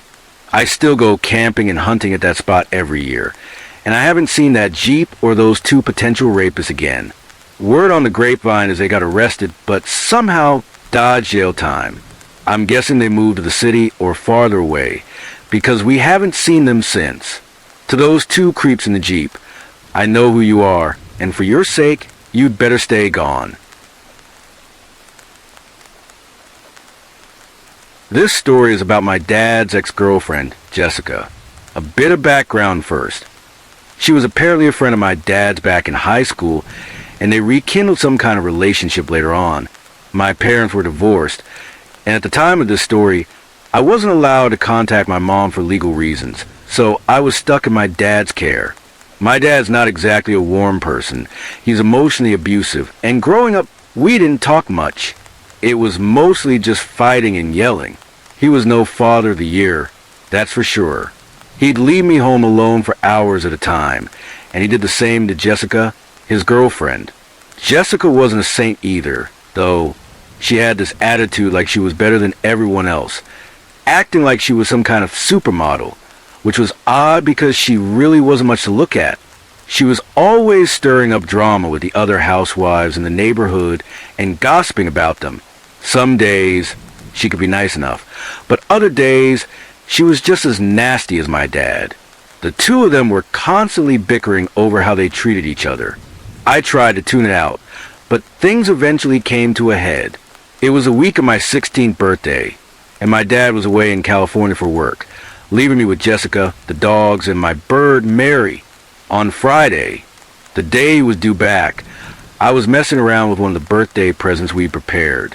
It was getting late, and I was in my bedroom killing time when I heard a rattling noise coming from my dad's room, followed by a weird groaning, almost screaming sound. I got worried because it was Jessica making those noises, and I thought she might be hurt. What I didn't know was that she'd been drinking. Then she started shrieking like a damn banshee, and I was too scared to go near the room. I called out, "Hey, Jessica, you okay in there? Do you need anything?" Apparently, that was all it took to set her off. She came charging at me, a defenseless teenage girl facing a 50-year-old woman. She started hitting me, clawing at me. I managed to grab her wrists and begged her to tell me why she was doing this. She looked me dead in the eyes and in a low, cold voice growled, "I'm going to kill you." I'd had enough. I shoved her off me and raced to my bedroom, locking the door. Being young, I didn't think to call the cops right then. A minute or 2 later, I heard my dad come through the front door. He must have sensed something was wrong, because he shouted, "What the hell's going on?" I ran out, tears streaming down my face, and told him Jessica had come at me like a lunatic, slapped me, and threatened to kill me. I was shaking, terrified, and screamed that I wanted her out of the house right then and there. He just stormed past me and headed upstairs to their room. I don't remember much after that, but I think she tried to pin it on me, like I was the one who attacked her or something. All I know is the cops weren't called, and we all just went to bed. That's not the end, though. The next morning, Jessica waltzed into my room while I was watching TV, acting like nothing had happened, and asking me to forgive her. I told her no way, but my dad, of course, demanded I let it go, so I didn't have much choice. That moment set the stage for a pattern. She'd do awful things to me and then pretend it was no big deal. This went on for a while until, thankfully, she and my dad broke up and they went their separate ways. She still tried to keep in touch with me, and I was polite to her because I felt I had to be.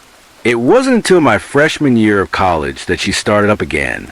I had a Facebook account back then, but I barely used it since I didn't care for it much and was busy with school.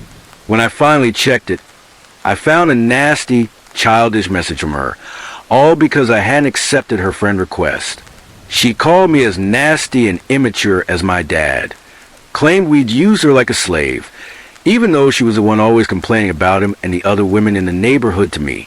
What really got under my skin was her saying I wouldn't be in college if it weren't for her. Last I checked, all she did was mention the school's name. I did the rest. She even called me in the middle of a drawing class just to yell at me. I'd had it. I emailed her, telling her to never contact me or my dad again, that I was sick of her immaturity, and that I'd only been nice to her because of him. I wanted nothing to do with her. For 2 years after that, she kept trying to reach out on social media, acting like we were buddies, and nothing had happened. I even emailed her again, telling her to leave me alone, but she just said I was being crazy. By then, I'd reconnected with my biological mom and told her everything. She was furious and said if Jessica contacted me again, she'd threaten her with a lawsuit. Then, just a few weeks ago, I was on my YouTube account and got a message. Sure enough, it was her. All it said was, "Hello, nice blue hair." I was done. I ripped into her, then called my mom, crying. My mom was livid that this woman wouldn't leave me alone and just didn't get the hint. All she said was that she'd handle it once and for all. I haven't heard from Jessica in weeks since, and I know my mom didn't do anything illegal. She probably just scared her off, or at least I hope so. I'm a 28-year-old mom with a 4-year-old daughter, and right now, I'm in a relationship with a man who isn't her father. About 3 years ago, roughly 8 months after I left my daughter's father because of his abuse, I started feeling off. I was growing more and more paranoid, like someone was watching me, and it went on for weeks. One night, my sister asked if she could borrow my car since hers was having issues. I told her it was fine as long as she brought it back by 4 a.m. when I needed to drive my boyfriend to work. She said that should be no problem. Hours later, I was jolted awake by banging and screaming outside my window. My heart was racing. I had no idea what was happening. I rushed to the front door, still hearing the screams and bangs, and realized it was my sister making all the noise. I let her in, saying, "What the hell is going on?" She was frantic and said, "Hannah, Donnie's outside, hiding in the bushes by the window. He's out there right now." I froze and said, "What the shit?" I peeked out from the porch and saw my daughter's father standing there, no shirt, no shoes, sweating like he'd been running all night. I immediately ran to call the police and check on my daughter. I told the dispatcher about his abusive history, and that, as far as I knew, he'd only used marijuana before I left him. But that night, he seemed high on something else entirely. The cops showed up in 5 minutes, guns drawn, yelling at him to get down. He refused, claiming I'd invited him over to see our daughter. Let me be clear. I hadn't spoken to him once in the 8 months since I left. My daughter didn't even know him, and it was 4:30 in the damn morning. My nephew was asleep in the back of the house, and he was ready to throw down to protect his mom after hearing about Donnie lurking in our bushes. I told the police he was lying and that I hadn't contacted him. They didn't do much, just slapped him with a trespassing citation and told him to leave. They stayed to make sure he got out of there, but he didn't really leave. He pretended to go, then came back to the house, trying to talk to me. I warned him I'd call the cops again if he didn't get lost, and that time he took off fast. The next day, our neighbor, who's also our gardener, was mowing the lawn as usual. When he passed by the bush where Donnie had been hiding, he found a medium-sized steak knife tucked away in it. My blood ran cold. All those weeks of feeling watched, like someone was following me, came rushing back. He was there at that exact time, because he knew I'd be leaving to take my boyfriend to work. I'm pretty sure I know what he was planning, and it sent me into a panic. That man was going to kill me, and who knows what he might have done to my daughter. I wish I could say he got locked up, or that he left town, or that we move away. But that'd be lying. He's still out there, and I'm still here. It's been a few months since my life felt normal again. Right now, I don't feel safe anywhere. I used to live in a dorm at college, but during the second semester, I had to move back home because of some bizarre things happening. I'm not planning to dorm again anytime soon, either. It might not be the smartest move to share this, since it's still under investigation, but maybe it'll make people more cautious about social media. It's definitely made me think twice about trusting strangers online. The whole thing started in November last year when the messages first showed up. Have you ever heard of Snapchat? For those who don't know, it's an app where you can send pictures to your friends, but they only last a few seconds. Once the time's up, the picture vanishes forever. You can't see it again. You can only send photos you take right then and there, and they're visible for just the second you set.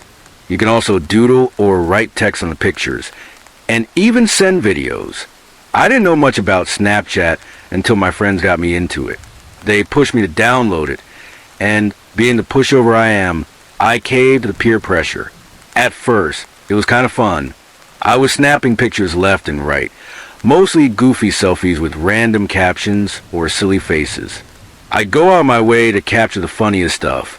Like this one time, I snapped a guy's butt crack when he bent over to tie his shoes. Yeah, it was gross, but hilarious. A ton of people added me on Snapchat, mostly friends from Facebook or my phone's contact list. There were also some folks I didn't know too well, but they'd send me snaps anyway. And it was actually pretty cool. Snapchat made it easier to break the ice with people I hadn't talked to in a while or randomly added. Then, in November, someone with the username we__forever added me. I didn't think much of it first. Probably just another Facebook friend, right? The very first snap they sent was a picture of a piece of paper with neat handwriting and a heart drawn below it. It said, "Hey, cutie, how are you?" After 4 seconds, it was gone. I was flattered that someone, probably a girl I figured, was calling me cutie and flirting a bit. I sent a snap back, raising an eyebrow with a smirk, and wrote, "I'm doing good. You think I'm a cutie?" I said it for 5 seconds. A few minutes later, I got another snap from her. This time, it was a teddy bear holding a red heart against a white background with the text, "You're on my top 5. Right away, I was curious about who she was. Over the next few days, we kept snapping, but she never sent pictures of herself. She wouldn't even tell me her name. I kept asking for a photo, but she'd dodge it with excuses or send poorly drawn stick figures instead. I started thinking she was either really shy or maybe not much to look at, and I was hoping for the former. Eventually, I let it go, figuring she wasn't that into me if she was so secretive about her face and name. One day, while I was in the library taking a break from writing a paper, I checked Snapchat. Sure enough, there was a message from we__forever. When I opened it, I nearly jumped out my seat. For the first time, she sent a picture of a person, but it definitely wasn't her. It was a guy sitting on a couch, wearing a white shirt and blue sweatpants, staring at a laptop with bookshelves in the background. The text read, "I see you." I glanced around me. Nobody looked suspicious, just a bunch of college students lost in their own worlds. Still, I didn't want to overthink it. Why freak myself out over what seemed like harmless flirting? I sent a snap back with a confused look and wrote, "I don't see you. Why didn't you say hi?" Her next snap was a poster of my college mascot with the text, "I was so nervous. You're just too cute." From what I could tell, it seemed like I had a secret admirer who might go to my school. I sent a message asking, "So you go to my college?" She never answered, even though she opened my snap. Things got weirder after that. A few times, she sent pictures of me, walking into lecture halls, eating in the cafeteria, standing in line for food, even chatting with friends. I don't recall all the captions, but some stuck with me, like, "I see you everywhere. It's so funny how close I am to you, and one day you'll know who I am." I started wondering if my friends were pranking me.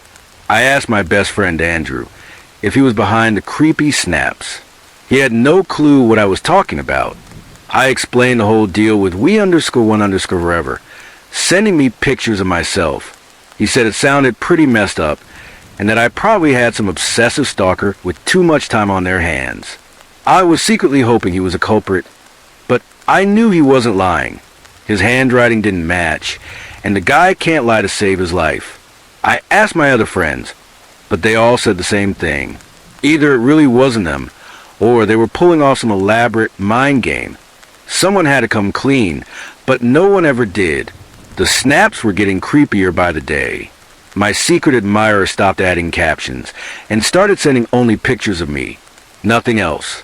It was like she was playing a twisted game of Where's Waldo, and I was Waldo. She'd send at least one picture of me every day. I started paying closer attention to my surroundings, but the only people I saw regularly were my friends. I never noticed the same stranger everywhere I went.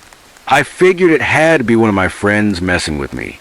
Eventually, I stopped replying to we__forever, thinking it was best to ignore her and act like it didn't bother me.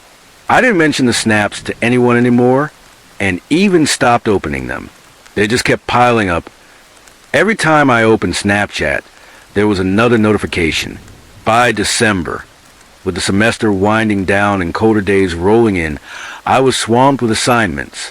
As intimidating as it all was, I was kind of relieved. It gave me an excuse to focus on something other than those messages. Still, every time I checked my phone for the time or a text, I'd see a Snapchat notification. We__forever sent you a message. After a week of ignoring them, curiosity got the better of me. I started opening the snaps. The first one was a picture of me, but it vanished before I could process it. I opened another, me again, gone just as fast. As I went through them one by one, my stomach sank. They were all pictures of me, all over campus. I couldn't wrap my head around how this person was following me everywhere. She'd even snapped me during lectures and coming out of bathrooms. That day, I decided to hole up in my dorm. I was getting paranoid. My roommate, John, was barely around, and when friends texted me to grab lunch, I wasn't in the mood to leave and risk being another snap. I only stepped out to grab a sandwich. When I checked my phone, I was surprised. No new snaps from her. I could finally breathe a little easier, though part of me dreaded going out again. I couldn't stay locked in my dorm forever. I had classes, friends to see, and parties to hit before the semester ended. That night, I couldn't sleep.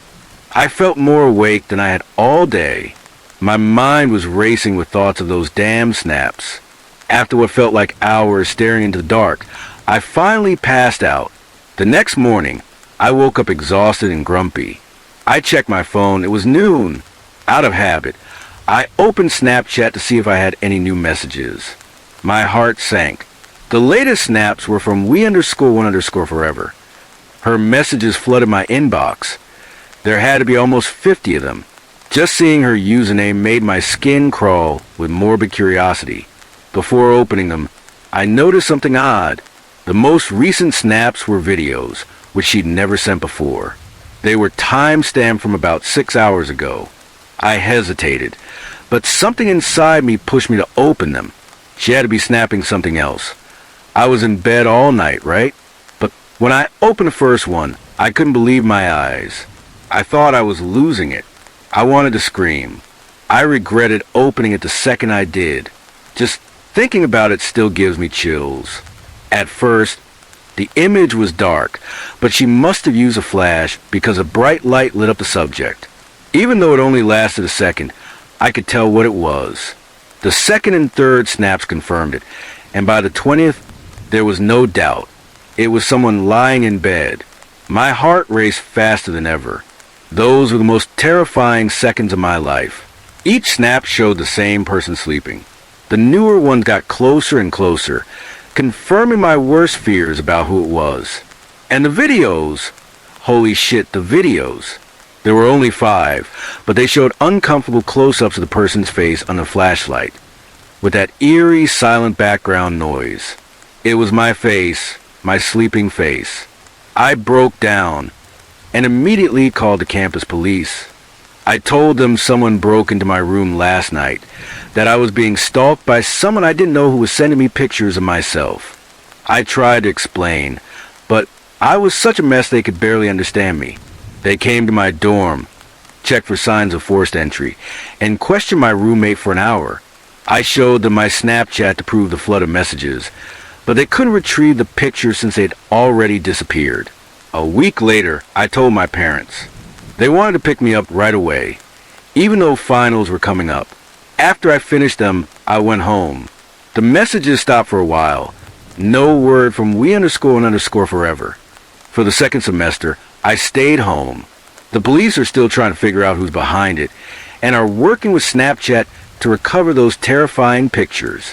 For a bit, my life started feeling normal again. I was even using Snapchat for innocent fun. But the last days of the semester flipped everything upside down. It was a typical Friday and I was home alone, watching TV and munching on snacks.